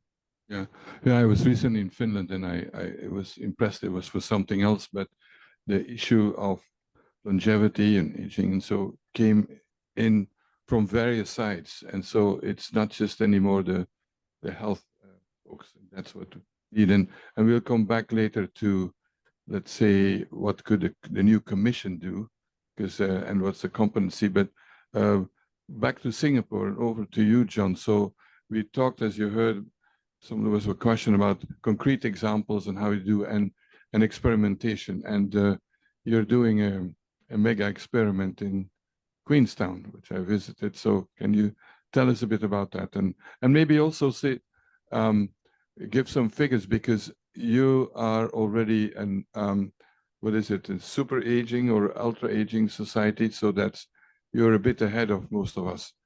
Over to you. What does it mean? Well, thank you, Peter. Well, actually, my understanding is that many countries in Europe are already super aged. France, Germany are already super aged. So I think that just to put this into context, the three numbers to sort of remember is 7, 14, and 21%. When 7% of a country's population is over the age of 65, it's called an aging population. When 14% are over 65, it's an aged population. And when 21% of the population is over 65, it's super aged. So 7, 14, and 21. What is so remarkable in Asia is the speed of this demographic change. So it took France 145 years to go from aging to age to super aged. It's going to take the United States 88 years to accomplish this change. The United States is projected to become super aged around 2030. The challenge in East and Southeast Asia is that it's going to do it approximately in 36 years. Japan did it in 30. East and Southeast Asia is going to do it approximately in 41 years. Japan did it in 36 years. China is going to do it in 33 years. Singapore is going to do it in 28 years. So Singapore is going to do in 28 years what France took 145 and the United States took 88 years.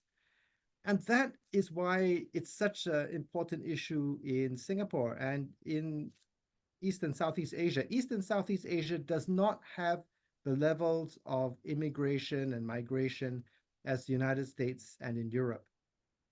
I mean, if you look perhaps at specific subsets in Europe and in the United States, they are aging at the same rate as East and Southeast Asia. But because of the huge amount of immigration, it dilutes what's being seen at national level. So when I grew up in Singapore in the 1960s, we were still essentially a young country about to become, we were moving from a young country to an aging society. Life expectancy was 65 when Singapore became independent. Now life expectancy is close to 86 in my lifetime.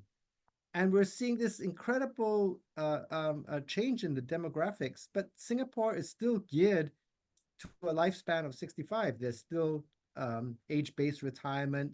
There's still many of the instruments and institutions in society are geared for a society of where lifespan was, say, 65. So to transform a society from an lifespan of 65 to 88 requires a huge amount of reinvention. So what are we trying to do? Peter mentioned, if I can have, I've just got a few more slides. What we're taking is, we're taking a microcosm of Singapore. I'm a great believer that you can't boil an ocean, but you can boil a teacup. So we're taking one part of Singapore, in the southwest part of Singapore. It's a planning zone. It's not a political constituency. It's a planning zone. Area of about 22.4 square kilometers, population close to 100,000. And it's already a super aged township. So 22% are already over 65. So in a way, it's a microcosm of what Singapore is going to look like in 2 to 6 years' time. 80% live in public housing. So that's ideal for us because that's reflective of the socioeconomic profile of Singapore. I must say that one of Singapore's big miracles is that we do have remarkable public housing. The impact of housing cannot be underestimated. Just to share, no matter how hard I work in the healthcare system, I can only impact about 10% of preventable disease and preventable death. Good housing can impact up to 24% of preventable disease. So I've always shared the public healthcare system has doubled the impact in terms of prevention of disease than hospitals. Hospitals and the healthcare system currently is still very much looking after the sick. So we took this microcosm of Singapore, this township. Next slide, please. And we said, yes, great, perfect. We're calling this the health district at Queenstown. And we said, can we get a whole of society effort, taking a real world location-based platform to develop programs which are not only validated, but they can be scaled across the whole of Singapore. Because if we can shift the needle for 100,000 people, we can shift it for close to essentially 6 million people. And very importantly, it must be sustainable. It must be sustained. All our solutions must be financially sustainable and must be sustainable in terms of human power. And it's very important that these programs be co-created and co-produced. We said there should be 4 goals. We want to increase healthy longevity. We want to give everyone meaning and purpose. So we want to enable purposeful longevity. We want to promote intergenerational bonding. And we want to support a community for all ages so people can age in place, that moving to nursing homes should not be the default position when people become much older and more frail. If they want to stay in their own homes, we should try and enable that. So those are the 4 goals. There are 3 organizations leading this, the National University Health System and the National University of Singapore. I represent both those institutions, and then the Housing and Development Board. So the Chief Executive Officer of the Housing and Development Board, which is responsible for public housing, he and I co-lead a whole of society effort. We've got multiple government agencies. The Ministry of Health is involved, the Ministry of National Development, the Ministry of Culture, Community and Youth, the Ministry of Social and Family Development, the Ministry of Trade and Industry. I sort of joke that we have got nearly every ministry involved except the Ministry of Foreign Affairs. So they're either members of the steering committee or we're working closely with them. And we're working across the social sector. So the foundations are working with us, the voluntary welfare organizations, the charities.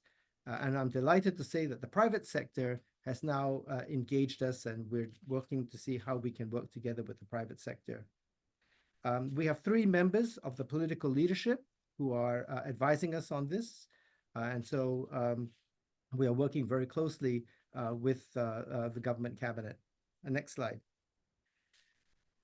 So we are focusing on these areas. We've got one team, and although this looks as separate boxes, but they are all talking and working with each other.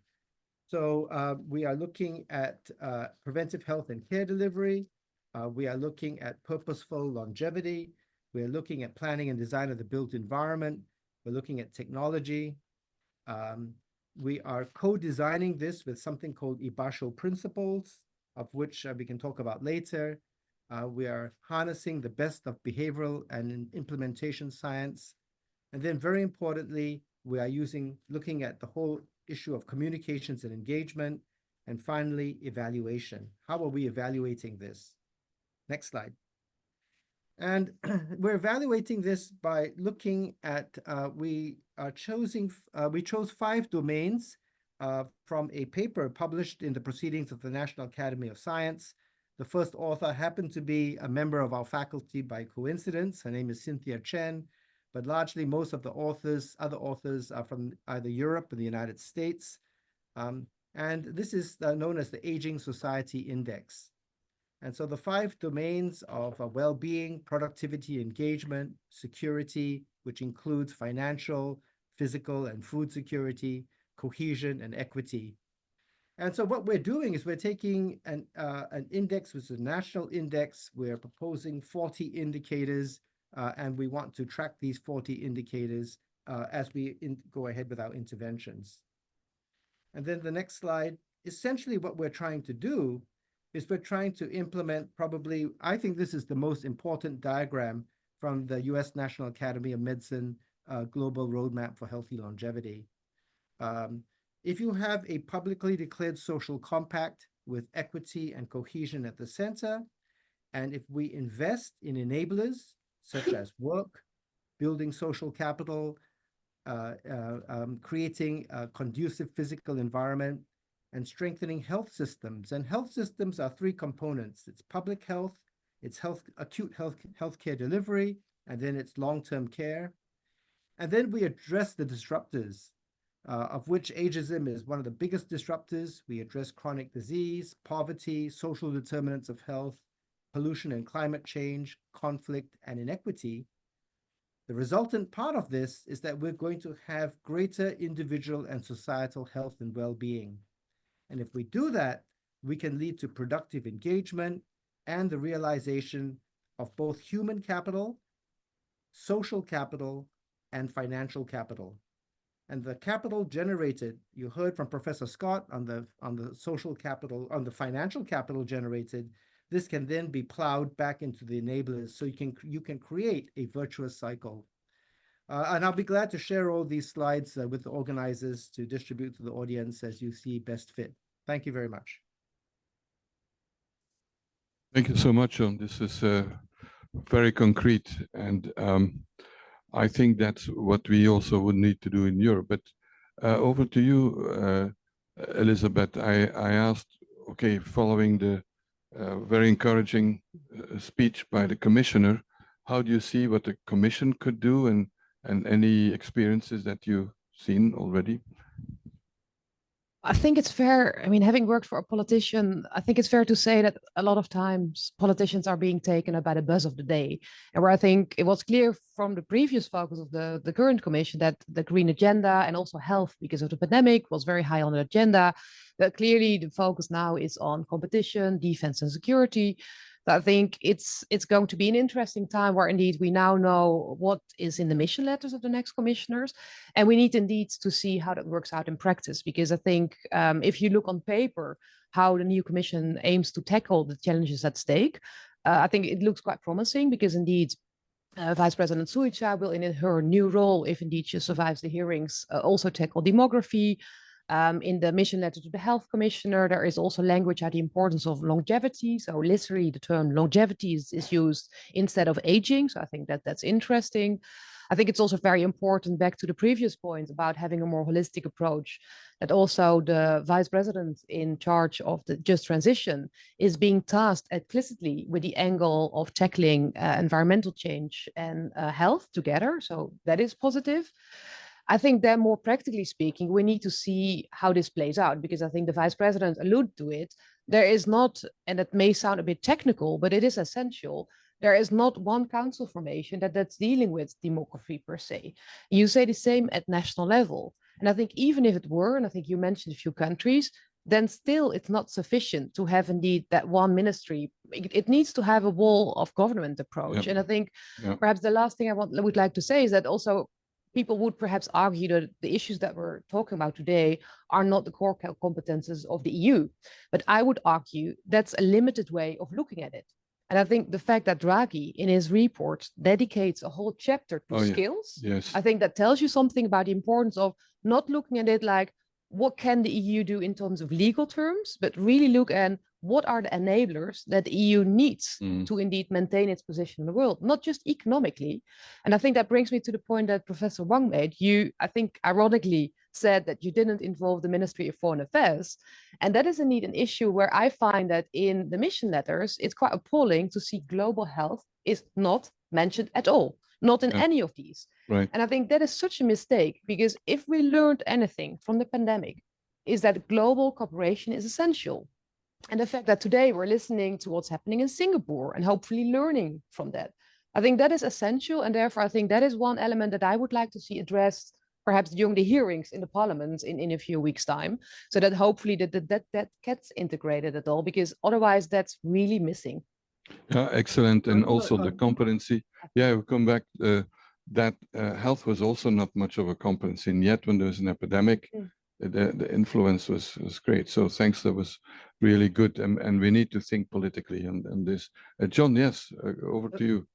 No, sorry, Mr. Kuiper, I just want to correct. Correct my. It's not that the Ministry of Health is not the. Foreign Affairs. Sorry, Ministry of Foreign Affairs. They're not on the steering committee, but believe me, they get me involved in speaking with ambassadors and countries around the world. So they're not actively involved in the health district per se, but they are actively promoting what Singapore is trying to do over. Thank you. You're reassuring me there. Yeah, very good. But I totally agree with your point also on global health, by the way, but that's another story now.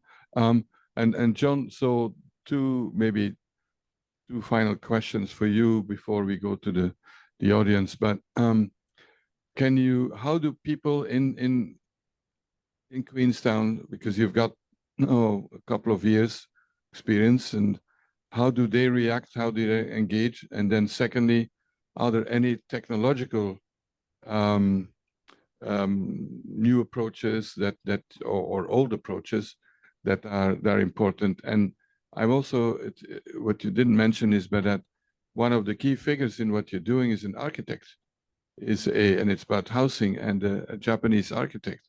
Just to tell a bit about these things, maybe anecdotes or not, but and then go back to the last question for Isabel and to the audience. Over to you, John. Yes, thank you. So maybe if we go back to the slide showing the various programs, because I mentioned co-design with the Basho principles. Yes, go back. Sorry, go forward one. That's right. Great, thanks. So one, Peter, you asked two questions. The first is how is the population responding to this? Well, I would probably say we're only officially we were launched in October 2021, but because of COVID restrictions, we could only really start engaging the residents in April of 2022. So I would say in the last 2 years, I'm very heartened by the fact that the community is self-organizing, because as I said, one key principle of ours is co-design. If you go back one slide, you can see that one key principle that we have, yes, it's through co-creation. So co-creation for us is very important. In fact, we want to go from co-creation to co-production. So it's not just all the agencies telling the residents what to do, but sitting down with the residents and say, do these 4 goals resonate with you? And if so, how can we co-create and co-produce programs? So if we go forward one slide, this whole issue of co-design with Ibasho principles. The Ibasho principles were started by a lady, an architect from Japan, who was living in the United States for more than 20 years. Her name is Professor Emi Kiyota. And I heard about Emi's work about 10 years ago. And what Emi did was quite striking right after the terrible tsunami of 2011, when an enormous part of Japan's coastline was devastated. And it was almost impossible for the government to rebuild these communities by themselves. And so Emi is both an architect as well as a gerontologist. So Emi went back to Japan from the United States and decided that we should start off with the principle that everyone is an asset to the community. Okay, so everyone is an asset to the community. And if you have a country like Japan, where there are more older people than younger people, then older people are extremely valuable assets to the community, because they have 60, 70 years of experience, 60, 70 years or 80 years of wisdom and learning. And so we should really harness the assets of the whole community, especially older people. Okay, so we've always harnessed the assets of younger people, but I think we haven't really harnessed the assets of older people. And I think what Emi's brilliance was that she was able to harness the assets of younger people and older people in rebuilding these towns which were completely devastated. And so the 8 principles, the 8 Ibasho principles, and Ibasho is a Japanese word that means a place where you feel at home. So she wanted to allow people to rebuild their homes. So the first principle is that older people have wisdom and they are valuable assets to the community. Secondly, you need places for people to gather to foster relationships. Thirdly, no one should be on the margins of society. Everyone needs to be involved. Number 4, the community must own this. It cannot be owned by the government. The community must own this. Number 5, it must be multi-generational. Number 6, it must be culturally appropriate. Number 7, it must be economically and socially and environmentally sustainable.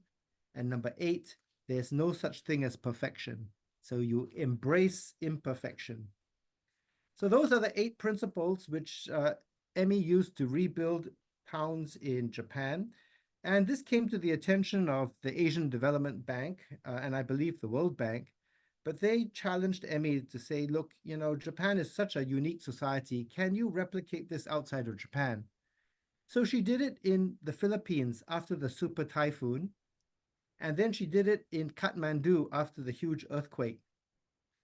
So I basically asked Emmy, I said, Emmy, you do a great job in rebuilding societies after natural disasters. How about in peacetime? Can we do this and mobilize our societies to rebuild, to recreate a future where everyone is an asset? Because those 8 principles, those 8 Ibasho principles resonate. I mean, they resonate with myself and they resonate across the whole of Singapore. So I'm delighted to say that Professor Keyota, she was first on our international advisory panel, and then she moved to Singapore. She's joined our faculty full-time, and she's the deputy director of the center, of which I'm a director in, and she is actively leading programs in Queenstown. So yeah, so that's essentially what we're trying to do in terms of mobilizing the community. We've got, I'm delighted to say there are at least 3 different parts of Queenstown where the residents have self-assembled. They have self-assembled to drive programs themselves and to really cut across socioeconomic strata, to really start looking at how to unleash the assets of every member of the community. So I'll be delighted to bring you to meet some of those residents. It's really very, very heartening to meet with them. You asked me about technology also. Do you want me to touch on technology too, or do you want very me to briefly, because yes, and then we go to the floor. So we are looking at technology as it's one of our key platforms, but we're looking at technology to do one of 3 things. We want technology to keep people independent. We want technology to nudge people to be healthy. We want technology to enable care delivery into their home. I mean, COVID was a great accelerator of that. But very importantly, this technology must be affordable. So residents, either the residents are willing to co-pay or the government must be willing to subsidize. So I'm a great believer that if you draw the envelope, innovation occurs within that envelope. You say, this is all the money I can spend.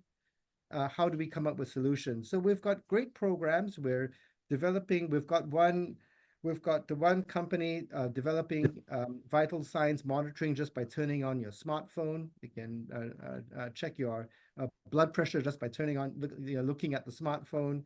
We're looking at miniaturizing the ability to screen for cataract and glaucoma, so you don't have to go to a hospital. You can just go down to the ground floor of your apartment and be screened for for cataract and glaucoma.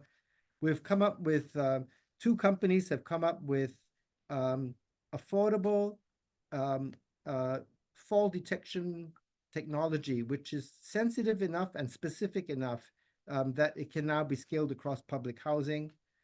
And lastly, we've been very interested in looking at this area of ambient intelligence. Can you predict who is at high risk of developing a future disease? Because if you can, through contactless sensoring, non-invasively, you can then develop concierge service programs for them. This is we're just beginning. These are some of the initial programs. Over.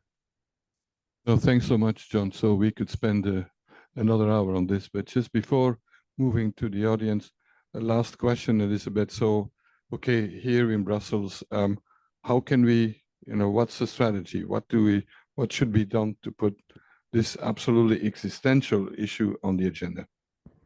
We already mentioned the need for more cooperation and collaboration within the European Commission, but I think another really important one, especially also acknowledging that next year the negotiations on the long-term, the multi-annual financial framework are going to be opened.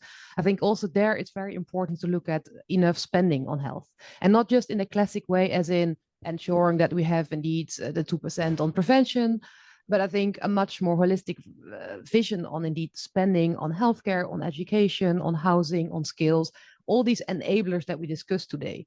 And I think it's very important, especially now that we see more right-wing governments recently having come in power, where I'm afraid that we will have the very sort of classic discussion from a fiscal perspective that indeed speaks rather about spending and cost versus investment. And I think it's very important to let go of that. And I think perhaps more with the sort of the Draghi approach of think big, also approach these issues. And I think that's also important because Professor Wong, you mentioned the importance of outcome indicators.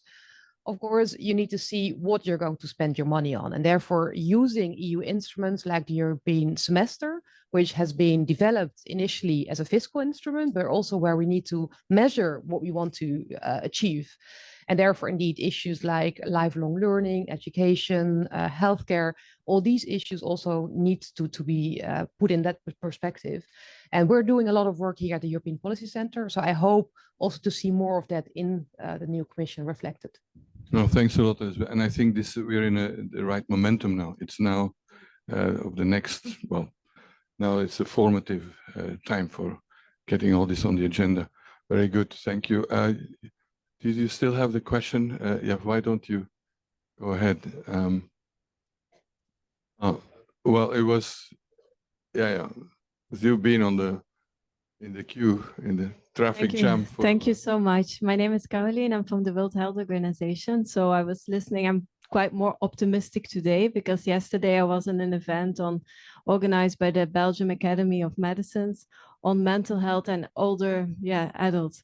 And in fact, I was a bit not depressed because we had good presentations. We had, of course, our work from WHO presented, but we also had professors talking about the housing situation and how they're trying to look at the home care-based systems in some countries. And it's not a nice, sight. So I was wondering in terms of Singapore, this is amazing what you are doing, but do you think something like that is feasible in European context? Because if you look at the home care institutions in some of the countries in Belgium and the Netherlands, it's quite challenging. Also, quite of economic cost is very high. People were giving presentations about, I have a pension of $500 and the minimum cost of living in a home care institution is €2,000 a month. So that's why I was wanting to ask the question to the economists, is there something about these funds we can do? Like, you have these very good pension funds, I know in Scandinavian countries, or are you doing that in Singapore? And then to Elizabeth, I wanted to ask, do you think with EPC or, maybe with work together with WHO, like could we use these Ebesho principles, but find out a European word for politicians? Because I'm sure if we say Ebesho, they will not be so happy. But maybe we could, think of something that we could convince them, because I think it's quite smart and it's timely to do it now, but I don't have the solution. So maybe here at EPC, you have some smart thinking that we could do something together. Thank you. Andrew, why don't you join us on the podium again? So we have several questions, and maybe what we will do is there were two other people, and then we will go back. You had and then they're in the back, and then we can wrap up. Yeah, thank you, Peter. Frédéric Destrobek, I'm the Executive Director of the European Brain Council, a member of EPC. Thanks, Elizabeth, for mentioning neurological disorders, which are very often under-recognized, overlooked. According to the Global Burden of Disease, the combination of mental health and neurological conditions is the #1 disabler for society across the life course. So obviously, we celebrate today the kind of public health victory of longevity, addressing the biggest killers. But how ready and capable are we to then deal with the impact of that, which means a burden that we will drag towards life if living with conditions such as dementia, schizophrenia, or migraine, for example, which are very complex diseases to deal with or to cure, sometimes even impossible. So we are in the symptomatic management of those conditions and having to address the need to prevent and promote brain health across the life course. So we are coming up with a system that is a bit similar to what John presented. It's the brain healthy transition of our society and our economies. It's something that we see is being taken up internationally. We have Cameroon spearheading on that, having adopted a declaration that is now really leading the entire government program of the country. and they are trying to expand that to the UN level, and we are hoping to also bring that in Europe. So it would be very interesting to share the experience together with John's. But now my question is, how ready and how, I would say, capable would we be to avoid the current fragmentation in the EU political landscape in order to be able to have, like we see now in the Cameroon government, members and ministers taking ownership of such an agenda, whether they hold the agriculture, forestry, or health or education portfolio. Thank you. Thanks. And then the last comment or question. Yes, hello, Tim Helm. I'm on sabbatical from the European Parliament, and I just wanted to refer to something that the current Secretary of State for Health in Britain mentioned about 2 or 3 years ago at a conference in London on IPPR, which was basically that our Ministry of Health in 1919 actually included responsibility for local government, planning, housing, and environmental health. These were stripped out in 1968 when we created a separate Ministry of Health.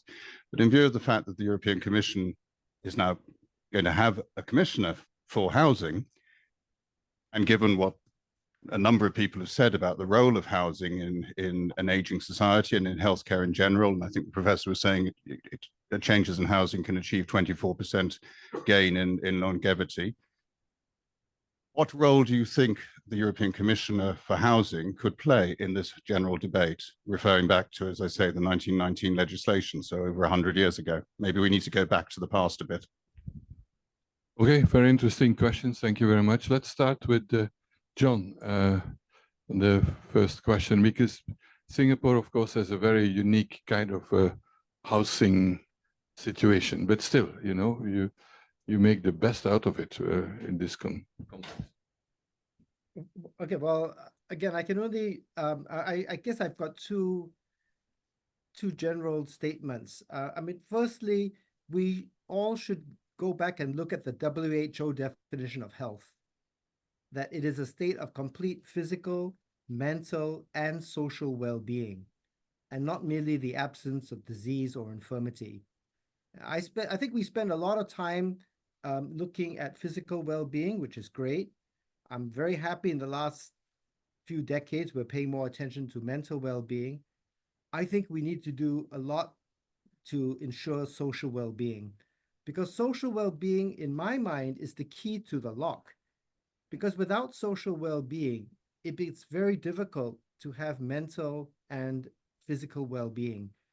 So Michael Marmot showed that if you want to eat according to the UK Living Well guidelines, and if you are in the top decile of the UK society, you spend about 6% of your monthly income to eat according to the UK Living Well guidelines. If you're in the bottom 10% of the UK society, you have to spend up to 74% of your monthly income if you want to eat according to the UK Living Well guidelines. So, you know, we do need to look at social well-being to enhance physical and mental well-being. In terms of how Singapore did it, Singapore had a publicly declared social compact where we said that these are 6 areas we want equity: education, employment, healthcare, housing, retirement, social and community assistance. So if everyone agrees between the people and the government that housing, we need equity, then everyone has to make trade-offs and sacrifices. Land in Singapore is essentially, you know, the land use is very strictly governed in Singapore, so that public housing can be built at scale. And in Singapore, they intersperse public housing with some of the nicest neighborhoods so that no one lives in, there's no one district which is considered to be a low-income, you know, a low-income zone. Some of the most desirable beachfront living in Singapore is going to be converted into public housing. Over. Yeah, so that's, I'm afraid, is probably not transposable to to Europe, but not to Belgium or the Netherlands, whatever. Yeah, indeed. But anyway, it's just, but I think it's a key issue, and it was interesting to hear that yesterday on the mental health it came up. So, Andrew, so there were several questions that let me start the ones I can remember quickly. So the one on housing, what the EU do, I've just discovered an advantage of Brexit, which I've been searching for ages, but I feel it'd be inappropriate for me to give advice on what the European Union should do on these matters. But I think more generally, what you've put your finger on is, you know, our institutions, our customers, and our policies. You know, society figures out how to try and support people to have a good life and society to work. And in the 20th century, as it became more and more common for people to live to 60 and 70, we created a whole bunch of institutions supported what I call a three-stage life: education, work, retirement. And it's all been sort of separate. There's work pensions, there's health, there's education, housing, and they're all separated. But when you start thinking about actually promoting health rather than treating disease, you've got to somehow bring them together. And it's an institutional flaw that you see everywhere. My suggestion that we should have at some level a high-level target for healthy life expectancy, I think, is key. And I think you could then see how does every department contribute to that, and some form of longevity council some places are setting up. But it's a really, really, really big challenge. And as John's showing in Queenstown, unless you can coordinate, you're not going to be able to tackle this problem. Can we afford all that? How will we pay for all this? Well, I would flip it around and say, you know, I'm not sure we can afford. I think the current system is unsustainable. And Herb Stein, the President Nixon's advisor, says things that are not sustainable can't carry on. So we know this system is going to change, and so we've got to switch to something else. And yeah, we've got to design something that's sustainable. But you know, as I say, to me, this is the nearest thing to a macroeconomic free lunch that policymakers have got at the moment. If we can keep people who are 50 healthy and active for longer, you know, who's going to be against it? It's going to bring in the resources, and we can use that to fund things. The point about dementia and care, it's a massive challenge. And of course, there's three ways to deal with it. First of all, try and set up that as few as people as possible get to that state. That's a long-term goal. Secondly, how do we find cheaper and better ways of dealing with things so people stay at home for longer? You know, we must never underestimate the capacity of older people, and find ways to support them being more independent at home. But the third thing is, this is a classic insurance problem. You know, luckily, not everyone gets dementia. I think it's about 1 in 6 people in 80 or late 80s or 90s get it. But it is crazily expensive, and you can't expect people to finance that. It's got to be part of an insurance system. And in most governments, particularly in my own, are just trying to avoid that and just trying to keep it outside the health system. So you're going to just, you know, until you face that reality, you're not going to get anywhere. The mental health and neurological ones, I think it's a huge issue in general. As a sort of a recent arrival into the health space, it is interesting how mental health is a bit of a Cinderella. It's much more complicated. The treatments are less. But I think that also gives some opportunities. So, you know, in the UK, I was with the Treasury recently, and they were talking about talking therapies that they proved to see that work. And that's pretty low-cost interventions on mental health. I think what's staggering about mental health is actually, I can't talk about the neurological conditions, but when I look at the data, it's age independent. And in fact, something that worries me enormously about the UK is that actually a bit of a secret is older people are aging better than past generations, but younger people are aging worse on many dimensions, particularly around mental health, but also in other areas as well. And that's, you know, I think we've got a real problem if we just skew resources towards older people, not recognizing what's happening to younger ones. And that's this key thing on longevity: the earlier you start, the bigger the impact that you actually have. Just very briefly, perhaps before we hand over to Ines, I think for closing remarks and lunch, because I feel that indeed we can go on because this is such a rich discussion. But just briefly, Galien, to your point about perhaps looking for an EU IBASHO principle, I think it's a very important point that you make, because I think we need to bundle forces. There is a lot of evidence out there. We have a lot of data.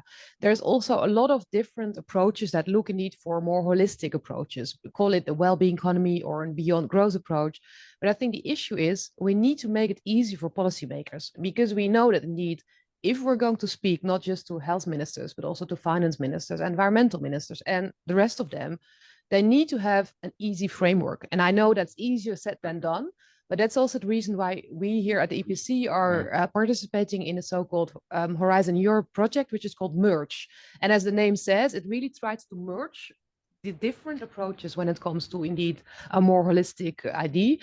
And again, I don't know whether merge is the new IBASHO principle, but I think it's the start of it. Yeah, and also then the question about the housing commissioner, will be the same, you know, having something, I call it the one pager, you know, and that we can say that we mobilize a broad alliance around that, because I think for this type of issue, we can't leave that to the specialists and the experts. This requires not only in the community, but also politically a broad coalition, I think. Political will. Political will, that will, yeah, that leads to that, absolutely. But yeah, before you know, giving the final word to Ines, but let me thank you, John, for sharing your wisdom and experience with us. Great to see you. Also, our Seck, although she's not here, Andrew, Elizabeth, and Ines for bringing us together, and everybody. Over to you, Ines.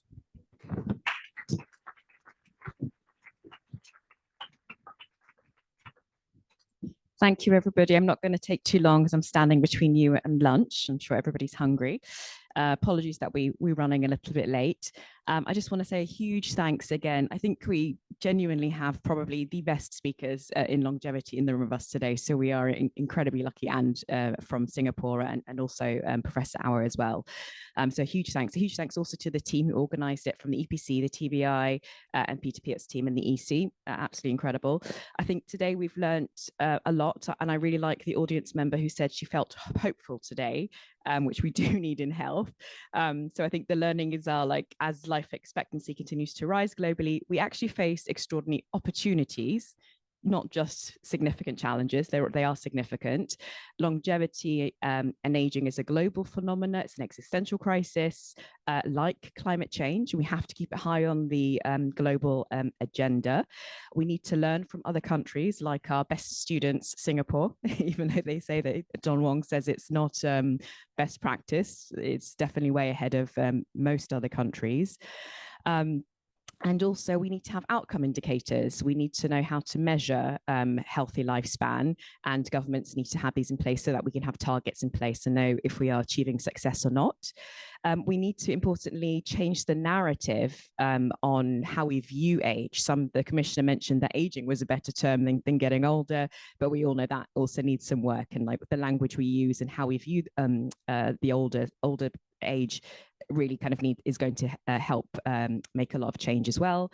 We also, if we do solve the issues to do with aging well and the chronic diseases that affect people of all ages, but also as we get older, then we also need to think about productivity and work and everything else associated around that, and pensions. Also, really important message that living older can be a force for good and can have really important positive impact on GDP is important. And I think another clear message that came out is that we don't know how to solve this. It's a big issue. And so we've got to experiment, learn from others, like I said earlier, but also experiment. And some of the big disruptors might be how we view ageism, like Professor Wong mentioned. Tackling NCDs could be a short-term wing, I think, preventing them.